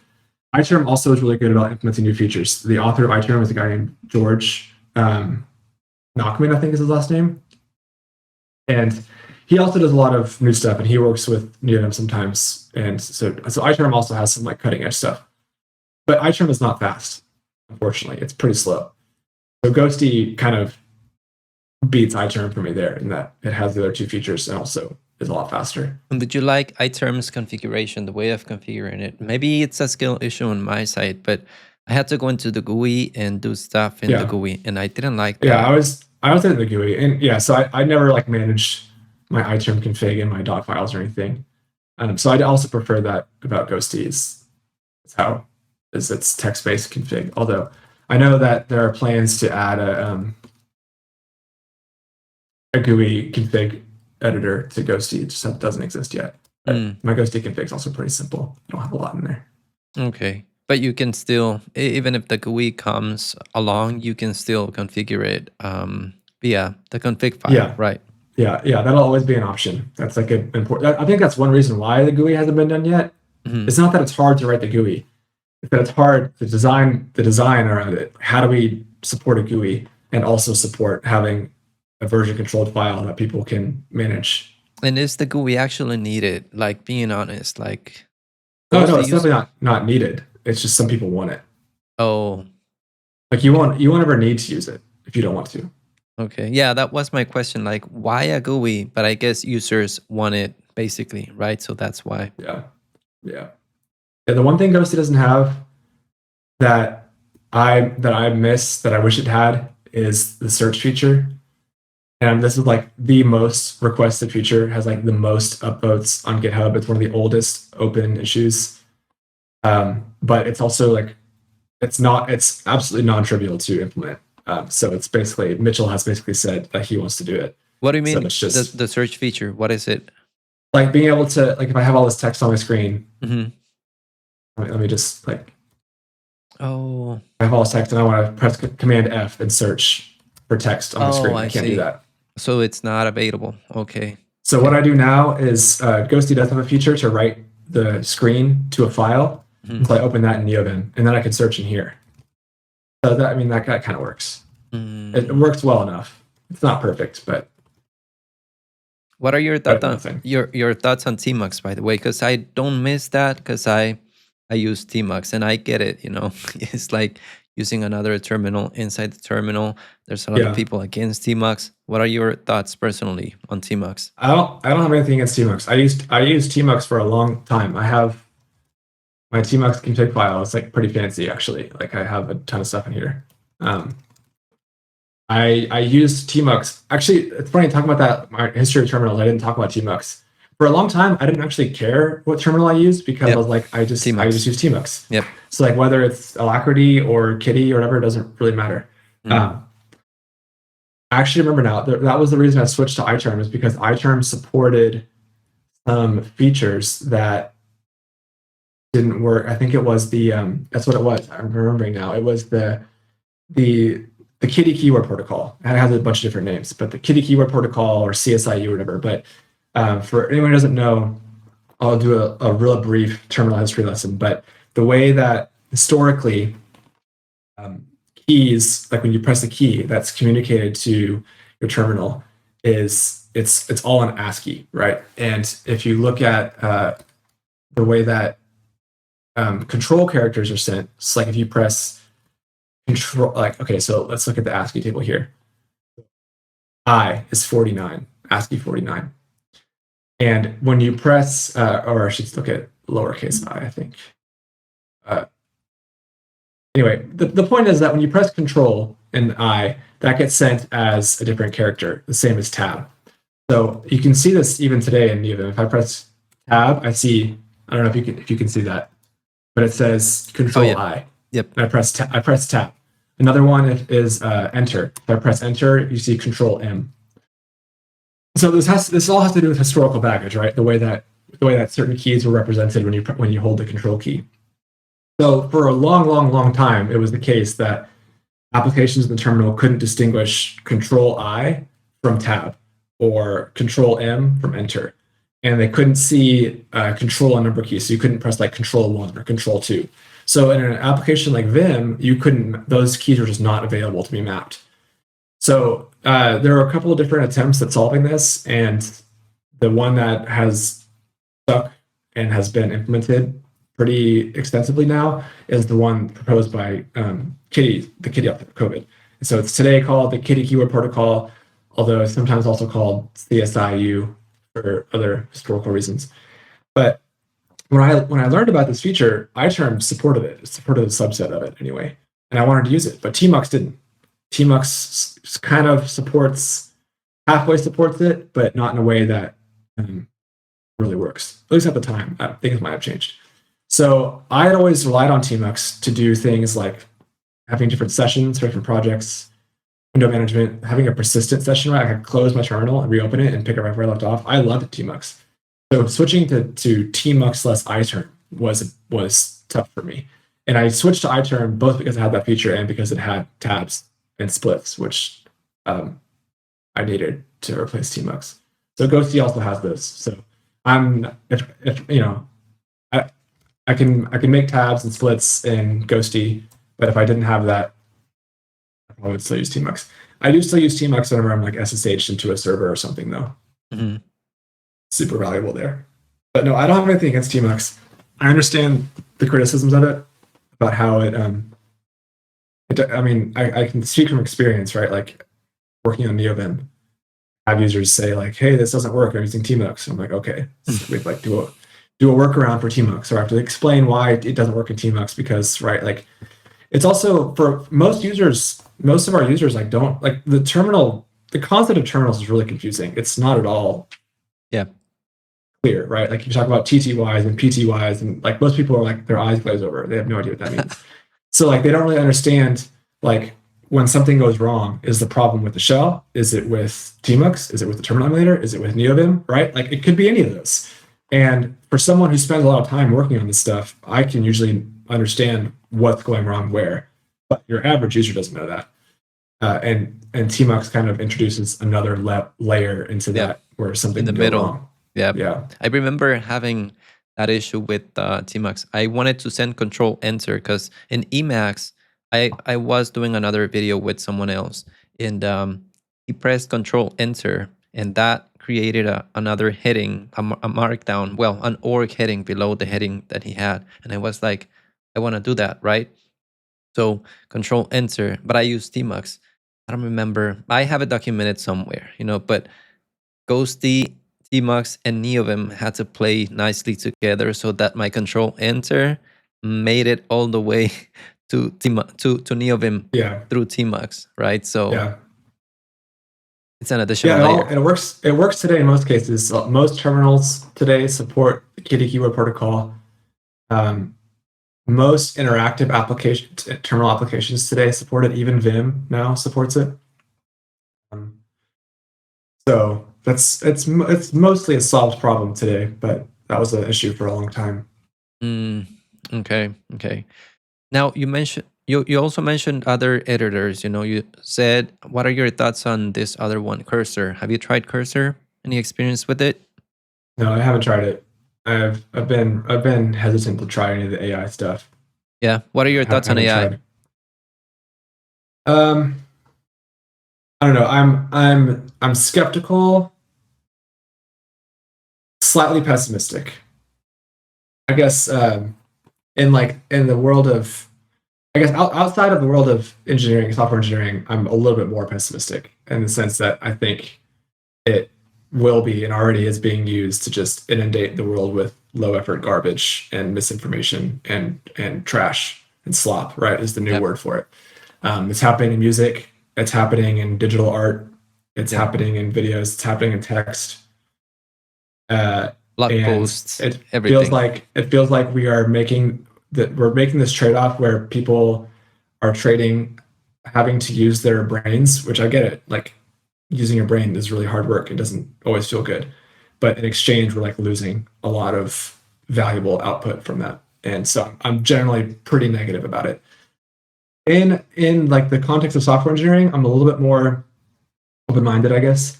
I'll say like thus far, my use of AI tools has been strictly in the like the web UI chat prompts. Mm-hmm. So I don't use it at all for personal stuff. Like if I'm hacking on a side project or something, outside of like for like a joke or like for a meme or just to see like out of curiosity, right? But I don't actually use it to actually do anything for fun, because my thinking there is like I enjoy programming. Like when I'm doing it for fun, it's because the writing the code, thinking about the problem, how do I solve the problem in code? How do I write the code that solves the problem in a way that is efficient and fast and easy to read and just satisfying to look at is all part of the puzzle, and it's part of the fun, right? Like solving that problem is why I'm doing it. If I didn't enjoy doing that, I wouldn't be doing it in the first place. So why would I offload that to AI? That's how I feel about there. I know I talked to a guy recently that was much more enthusiastic about AI, and I understand where our disconnect was, because for him, the fun thing is getting his projects up, right? Like he wants to spin up a server that does X, Y, and Z so he can build this other thing, right? Like for him, the coding is this nuisance that he's trying to get around. Whereas for me, it's like when I'm coding, like it's for fun. So I understand why, like having this tool that does the coding for him because he doesn't like to do it. I understand why he likes it. But for personal stuff, I haven't used it at all. At work, I've used it a little bit. We have like Gemini at work, and I've used the web, just the web chat thing. But even there, I basically use it in the same way that I would use like Stack Overflow. And I found that the more domain expertise I have, either in a language or in a particular problem, the less useful I find AI. I find it pretty useful actually when I'm writing in a language I don't know. Mm-hmm. So like I've never written TypeScript until I started at Cloudflare. And I now write a lot of TypeScript. And I still have questions like, how do I do this in TypeScript, right? And so I'll just ask Gemini, like, how do I do this in TypeScript? And it's great at TypeScript because there's like literally billions of lines of TypeScript on the internet that it's trained on. So it's great at that. And How do in you other know cases, though? How do you know though that it's well, great? The nice, except I try it and it works. and sometimes if I'm skeptical of the answer it gives me, which I usually am, I'll cross-reference it to like a documentation or something. But usually it's like a syntax question. Like I want to like write some type that has this property. Like how do I do that? And it gives it to me. And I'll try it. And if it doesn't compile, then it doesn't work. And that has happened. I asked I was like trying to solve some problem in TypeScript recently, and I was like thinking about it, and I was like, there's got to be a better way to do this. And so I went to Gemini and asked, and it gave me an answer that was wrong. I knew it was wrong. Even before I tried it, I could see that it was wrong. And I told it, and this is like classic LLM, right? I told it was wrong and said, oh, you're right. I'm sorry about that. And it gave me a new answer that was still wrong. And this wasn't even like a particularly hard problem. This is like a leak code style question. And I was like, so I have experiences like that all the time where I'm just like, it's just frustrating. It's just like more a waste of my time more than it helps me. I do know some people that I really respect that really like the agent style tools like Claude Code or something. And they speak really highly of it. They use them a lot. I haven't tried those myself. We are like starting a pilot at work where we can start experimenting with that. Maybe I'll try it soon, but I don't know. This is an area where I feel like a cranky old man, where I'm just like, I just want to be set in my ways. Like I know how to do my job today, and I'm like, everything's changing.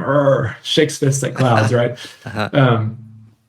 And I don't know, but I also find the discourse around it to be extremely exhausting, right? Like the number of times I've read that either you have to use it now or you'll be left behind, right?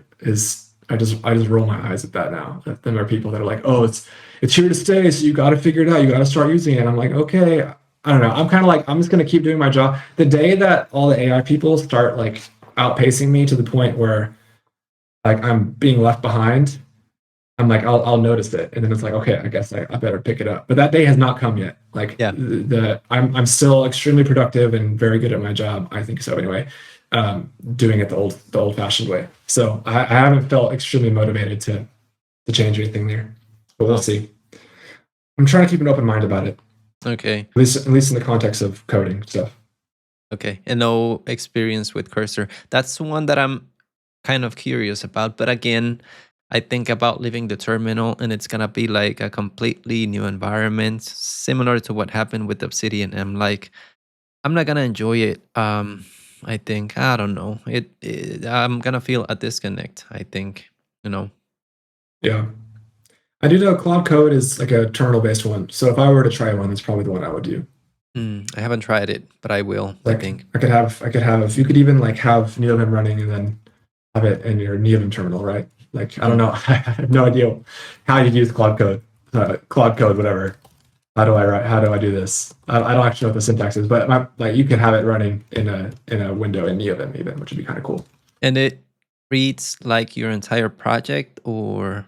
I think so. I think it spins up some. I'm like so not qualified to talk about this, but my understanding is like it spins up a process in your like runs in your directory and has all the context of all the source code and everything. That's cool. Interesting. I have to give it a try. I have not, released AI related content because I still use ChatGPT, copy, paste, then review there and paste back into my terminal. But Yeah, we'll see. I wanted to ask you as well. Let's talk about OS. What is your favorite OS, your preferred one, and why? And why? What are your experiences with other operating systems as well? So I've used all the big three. I grew up using Windows. I used Windows exclusively until all the way through college. So it wasn't until my first job, that first job I talked about earlier, the web dev job.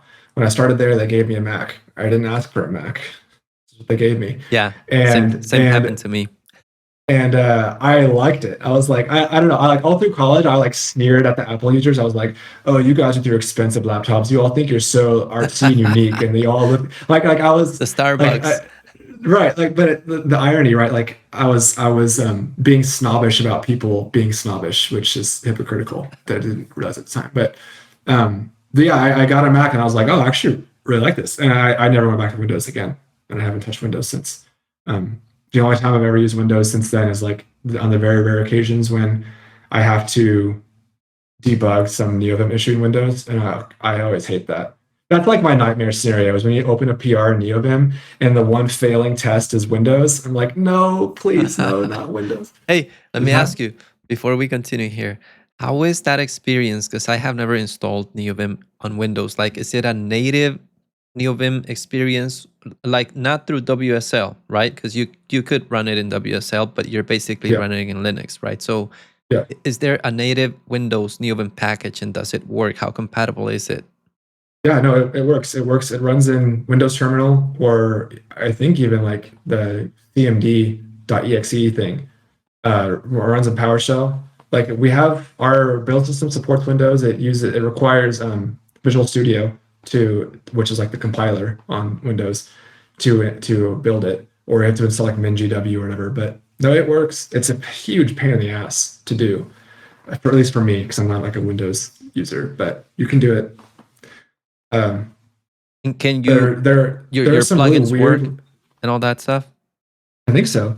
To be honest, I haven't actually like used Neovim like really used it on Windows. I've only like built it to try to debug stuff. But there are some really weird. So like we were talking about earlier about how the terminal is like confusing to a lot of users. It's even more so on Windows because Windows has to emulate the TTY layer that Unix uses. So like we were talking earlier about how there's all these different layers, Tmux, your terminal, right? On Windows, like you're going through a whole emulation layer, and that messes a bunch of stuff up. So like we have tests in our test suite in Neovim that we just skip on Windows because they literally don't work on Windows because they go through this emulation layer. Yeah, so it does work. I know we have users that use Windows. They're in the minority for sure. I will say if one of your users or viewers is watching this and is a Windows user and likes Neovim and wants to contribute, we are in desperate need of someone to be our Windows person on the Neovim team. So if any ambitious viewers are like, I want to be on the Neovim core team, if you come in or like can be our Windows person, that would be a really easy way to get in. What are the requirements? What are you looking for in a person? So generally in the past, when people have been moved into the core team, it's like a history of good contributions, like understanding the development process, good like issue triaging, like being able to respond to issues and understand being able to like identify what the problem is and solve them. I mean, it's not like formal. There's no application process or anything. It's usually when we see people that are consistently helpful and stick around, then we're like, hey, should we add them? Yeah, let's do it. We don't do it for everybody because not everyone sticks around for a long time. But if people are consistent, then we usually will add them to like that helper group. And then if someone is in the helper group long enough, then they will often get moved into the core team. But I just feel like if someone were to come in and like start solving a bunch of Windows problems, that would get noticed for sure and be very valuable.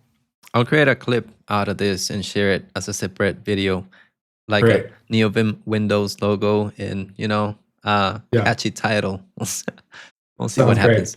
Maybe someone shows up. And you were talking about operating system. Sorry, I interrupted you there. Where were we? Good. Yeah, I was talking about how I switched to using a Mac right after college, and I've used a Mac ever since as my personal computer. And I've used I do own like a desktop PC that I use for just playing games, and that runs Fedora, that runs Linux, Mhm. and I use Linux at work. So I also spend a good amount of time on Linux.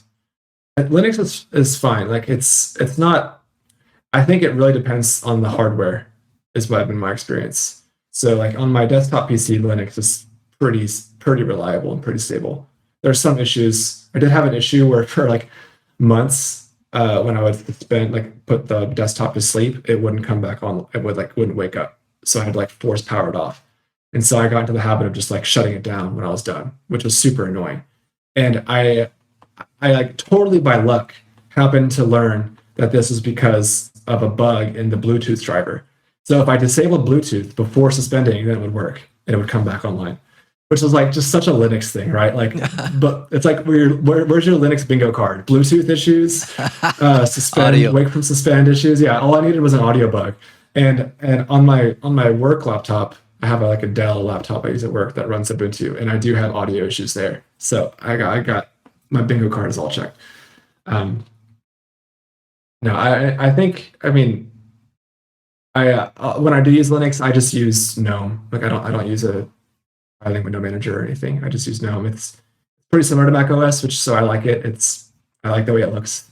It looks pretty to me. And I'm happy with it. So I don't do anything fancy there. But no, I definitely prefer macOS. I know that's like heresy in the open source world, but I'm happy with it. It works. It does what I need it to do. It looks nice. I just had to sell my soul to Apple, but okay. What are your thoughts? I also have an iPhone. Like we talked about this earlier, but I'm like completely Apple pilled. Like I have an iPhone, I have AirPods, I have an Apple Watch, I have an iPad, like I have an Apple TV, like I have all the Apple crap. The TV. No, I don't have the yeah. TV. Dude, but consistently, and I'm gonna sound like a fanboy here, but I really believe this. Consistently, You need to in my have experience, everything. the Apple products just are like usually the best in their category. Like the MacBook laptop, I will die on this hill, is the best laptop on the market. Like I think that for the price per performance, price per watt, whatever, the MacBook Air is like the best laptop. It's the laptop I would recommend to anybody. You can get one for under $1,000. The battery life is incredible. The display is incredible. The build quality is amazing. It has no fan. It's completely silent. You will not get a better laptop for the same cost as a MacBook Air. Now, there are some people that just hate macOS, so they won't even consider it. But like for hardware wise, like that's a hill I'll die on. I love my AirPods, right? I know I'm going to sound like a fanboy. I already said that once, but they just work so well, right? I used my very first smartphone was an Android. This is a long time ago, back in the like 2008 or something. But I had like an HTC Android thing, and my first two smartphones were both Androids. And then I switched to an iPhone, and at the time it was like the iPhone 4 or something. And it was so much better. Like it was night and day. Like once I got the iPhone, I was like, oh my gosh, I can't believe how much better this is. It was faster, it was smoother, the battery life was better. And so I've used my iPhone ever since then. That was even before I switched to Mac. I was using Windows at the time. Same thing with the Apple TV. Before I had an Apple TV, we had like the Roku. We tried the Amazon Fire Stick, and they were all trash. They all sucked. And then we got the Apple TV, and it just, so I'm like, someone please pull me out of my Apple addiction and make a better product so I don't have to keep using Apple stuff. But then Apple, the way that Apple gets you, of course, is everything integrates so well, right? Yeah. Like that. I was thinking about this the other day. People talk about the walled garden, like that's the metaphor they use to describe Apple, and they use it in a negative term. They talk about Apple as a walled garden, and when people talk about that in the negative term, they're emphasizing the walls. They're saying you're blocked in, you're walled in. But what they forget is the garden part. Like if you've ever been in a walled garden, it's actually pretty nice. You're in a nice little garden. You have these nice walls around you, keeping it quiet, and it's beautiful, right? So like, yeah, there are walls, but there's also this beautiful garden that I'm enjoying. So yeah, I'm in the walled garden for sure, but it's better, I'm enjoying the garden at least. Are there any plans then to leave that garden? No, I mean, if iMessage ever worked on Linux, that would be a big step. But and if I could ever find a laptop that competed with the MacBook on noise, battery life, performance, build quality, camera quality, And the but operating system, macOS. I mean, I like macOS. It's not perfect, but I like. Well, I know with the upcoming macOS release, like there's been a lot of memes about the glass. new liquid glass stuff. I haven't tried it, so I don't really have any opinions on it. But aside from that, up till now anyway, I've generally been pretty happy with like the aesthetic design decisions of Apple. So I like it. On Linux, I'm also pretty happy with GNOME. So like if I switched to GNOME, I think I would be okay with that. But I used to I make will fun say of, it's nice. It's nice to just like on macOS that just things just work. You know, yep. like I open my laptop when it's been closed for 2 weeks on my desk, and it's actually been asleep. And I open the lid, the screen comes on immediately, and the battery is still 80% charged. Right, like that is not the case with my Linux laptop. The fan on this thing, I don't think it even has a fan. I have a MacBook Pro, so it might have it a small does. fan. It That's a small fan. It but sounds when I'm doing like a call with 4 guests, I'm pushing it. The CPU is at 80% and it requires a lot because I have a MacBook Pro as well, an M4, and that's when I hear the fan. But it's really loud. I'm sorry, it's really low. Nothing compared to a Windows airplane. Yeah. So and like I never have any audio issues. Like my headphones always just connect and just work. Do you have a problem when your headphones are connected to the phone and you want them to connect to the computer? Do you have a shortcut or how do you do it? Like, because sometimes they stay connected to the phone. There's an application called, I don't remember, but I have a key map, right? So if I type a key, it connects them to my computer and I can switch the audio source. Because sometimes they stay connected to the phone for some reason, right? So in my experience with the AirPods, this is one thing that's really nice about the integration of everything, right, between the iPhone and the laptop. Let's say I'm using my AirPods with my iPhone, and then I open my laptop. I get a little notification that says like detected AirPods, and then I can click connect if I want them to switch to my MacBook. But if I don't click that, it doesn't switch. Oh, with the AirBuddy, you use an application called AirBuddy something? No, just the this is just all native, and then. And then the AirPods are also pretty good about intelligently switching. So like if let's say reverse situation, I have them connected to my MacBook, and then I pull out my phone and I want to play a video on my phone. It's like somehow it knows that because now audio is playing on my phone, it will automatically switch the AirPods to connect to my phone instead. And then as soon as I go back to my laptop and start playing audio from my laptop again, it'll switch back to my. So the AirPods are really. So like that's the kind of stuff that keeps you hooked, right? Like that integration that works really well. Yeah. I used to make fun of iPhone users because I was an Android user. I have been all my life, And I was like, iPhone. So why do you need an iPhone? Because there's this image that you have of iPhone users, right? Then I started with macOS. Then I got the iPhone. I loved it. The integration between the two devices. It's like, man, the shared clipboard. I tried that shared clipboard in Windows. Awesome. Yeah. Oh, it's so great, man. I love that feature. Yeah.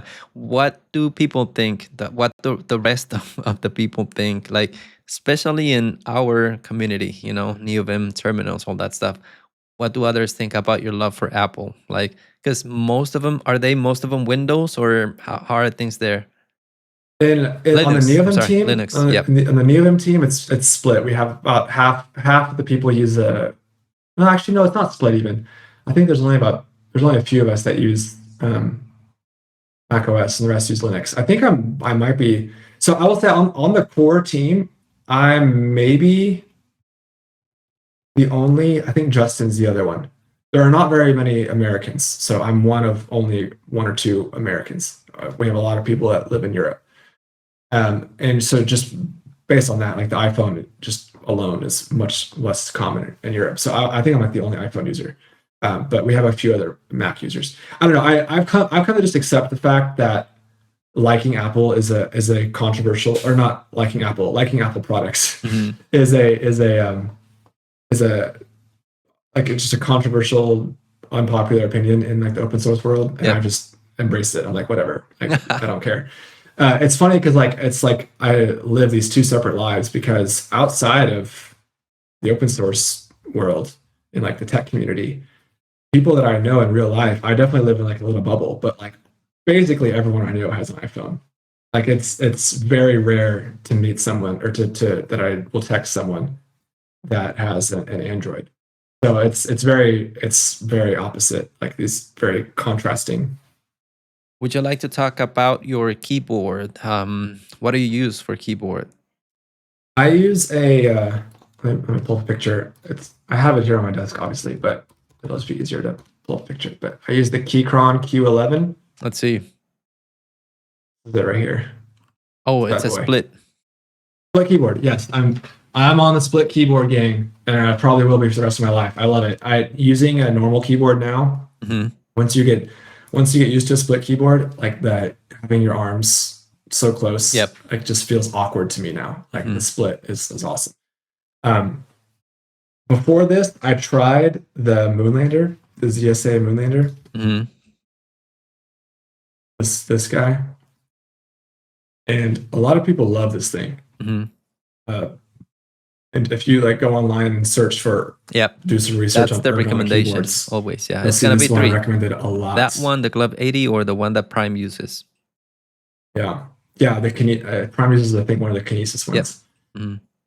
I tried this and I did not like it. And it was an expensive keyboard. I returned it. You have to pay the return shipping to Taiwan, which is expensive. So like it's expensive to return, Uh-huh. but it just was not a fit for me. And I tried so hard. Like I really wanted to like it because people speak so highly of it. But I found I did not like the ortholinear. Oh, Like, you don't like it? No, and I couldn't find any reliable research or sources that suggested that it's actually better. Like it's just different. I think people like it because it's like more logical, but I don't unless I see like a study that tells me otherwise. I am not convinced that it's any like better for you ergonomically. I'm a pretty good touch typist, like on a QWERTY keyboard. Mhm. I can type over 100 words per minute pretty easily. Mhm. So anything that like messed with my touch typing, I really didn't like. And then I didn't like the thumb clusters. Like they actually ended up giving me more pain because I ended up making, let's see, like this motion a lot, right? Mhm. Yep. With my thumb. Yep. And that in turn like ended up triggering something in my forearm muscle. So it was like this ironic situation where using the Moonlander was causing me more pain than just using a regular keyboard. Mhm. I also didn't really like the concept of having layers. I think is cool, but I didn't like not having easy access to certain keys. So obviously there's no function keys on here. Mhm. I think even like arrow keys, you have to activate a layer to use arrow keys. Or And I they're don't in use a arrow weird keys a position. lot. Yep. Yeah. And I think there are some others too. I don't remember off the top of my head now, but just looking at this picture, it's like maybe like I think the like escape is in a weird place. Anyway, like the point is, it just felt weird to me. And I what I came to realize about myself is, you know what?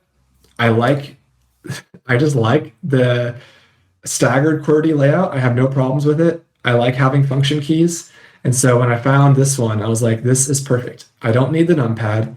It has function keys, it has the staggered QWERTY layout, and it's split and it's mechanical and it's programmable. It still uses QMK, or what it's called. Yeah. You can still program it. So I still have a layer. I have a symbol layer, so I can press a key and I can type in like parentheses and stuff without having to stretch my hand. Mhm. That was the one thing I took away from using the Moonlander. But yeah, I'm very happy with this keyboard. If this keyboard broke, I would just go buy another one. Mm. And I use red keys because I know people are going to ask. Red keys, okay. Yeah, The Pro Reds. the Gatoron Pro Reds. Yeah, Those are soft. I had the Pro Reds and the Glove 80. I didn't like them because these are MX switch. I don't know about switches. I don't know about anything keyboards related, but these are MX. They're bigger switches, right? The ones that I use are Chalks. They're the smaller. low profile ones. Yep. Yeah, I didn't like the Pro Reds. They were clanky. I don't know. Yeah, I think I would also like the low profile ones. If Keychron made a version of this with low profile keys, I would buy it immediately. Like I wouldn't even think about it, but they don't. So the deep keys don't like bother me. I would prefer the shallower ones, but I can live with these. Did you ever use the Magic Keyboard, Apple's Magic Keyboard, the external one? I think I have used it, but I've never used it like a lot, like as my primary keyboard. No. I don't own one. That was my favorite keyboard. But like you said, having the hands like this, pretty close, you know. Yeah. Hurt my forearm. It caused a I lot know. of pain. Man, if Apple get me to buy another product, if they made the Magic Split keyboard split version. Man. Yeah.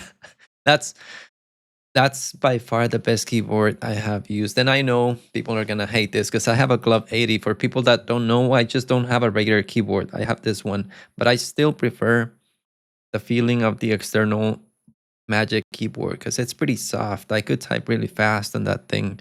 But it's not split. I hate that. Now, I got used to the ortholinear keys, but it took me a while. It took me some time. I hated typing the B character, right? B as in boy, because it's hard to get used to it. Did you ever get used to it? Yeah, I think it was either the B or the N. The B and the I don't N. remember Yeah, it sucks. Where I It felt like sucks. I was having to stretch so much further. Yep. And that was another thing. I was like, this just feels worse. This doesn't feel better. This feels worse. So no, the day that I decided, like I really fought it because I really, really wanted to like the Moonlander. But the day that I like made the decision, I was like, no, I'm not going to keep it. I just felt like so much relief. It was like, I just knew it was the right choice. So no, I just stick to a staggered QWERTY. That's all I need. And I should say too, like I don't really, other than like the usual RSI stuff that every professional computer person has to be aware of, I don't have any real issues. So, you know, obviously people that do have to make different decisions, but I don't have to worry about that, at least not right now anyway. So the split keyboard is all I need. Yep. Do you use the arrows or not at all on your keyboard? I'm sure that I do use them, but not a ton. No. Obviously using Vim, I don't use them much. Have you heard about this application kind of in macOS that allows you to use Vim motions everywhere? It's not open source.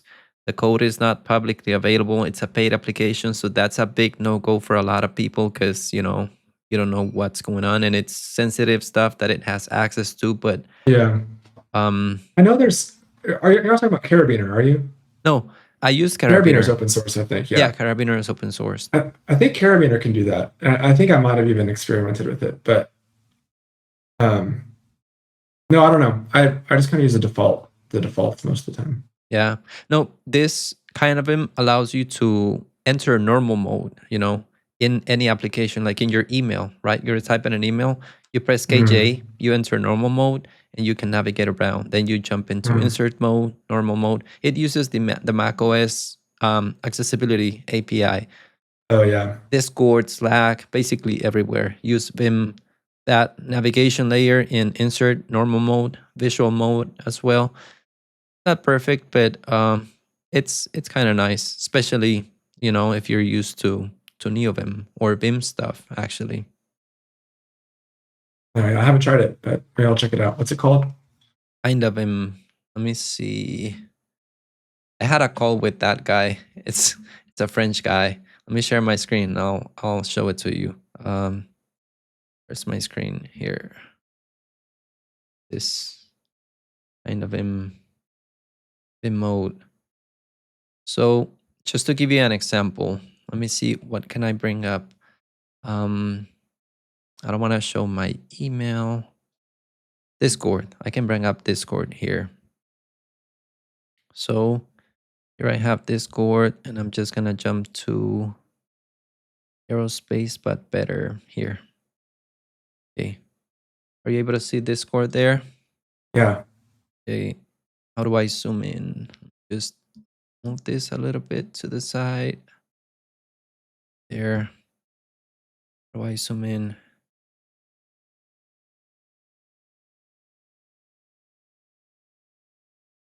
Oh, okay, there. So if I type something here,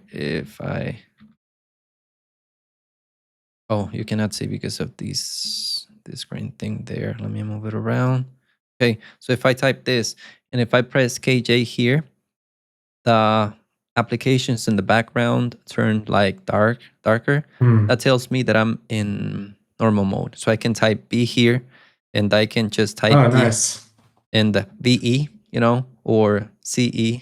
I can change this, and just edit stuff that way. JK, normal mode, So it's useful for emails, for Discord, Slack, that type of thing. Yeah, nice. Do you use any window manager, any way, Greg? No?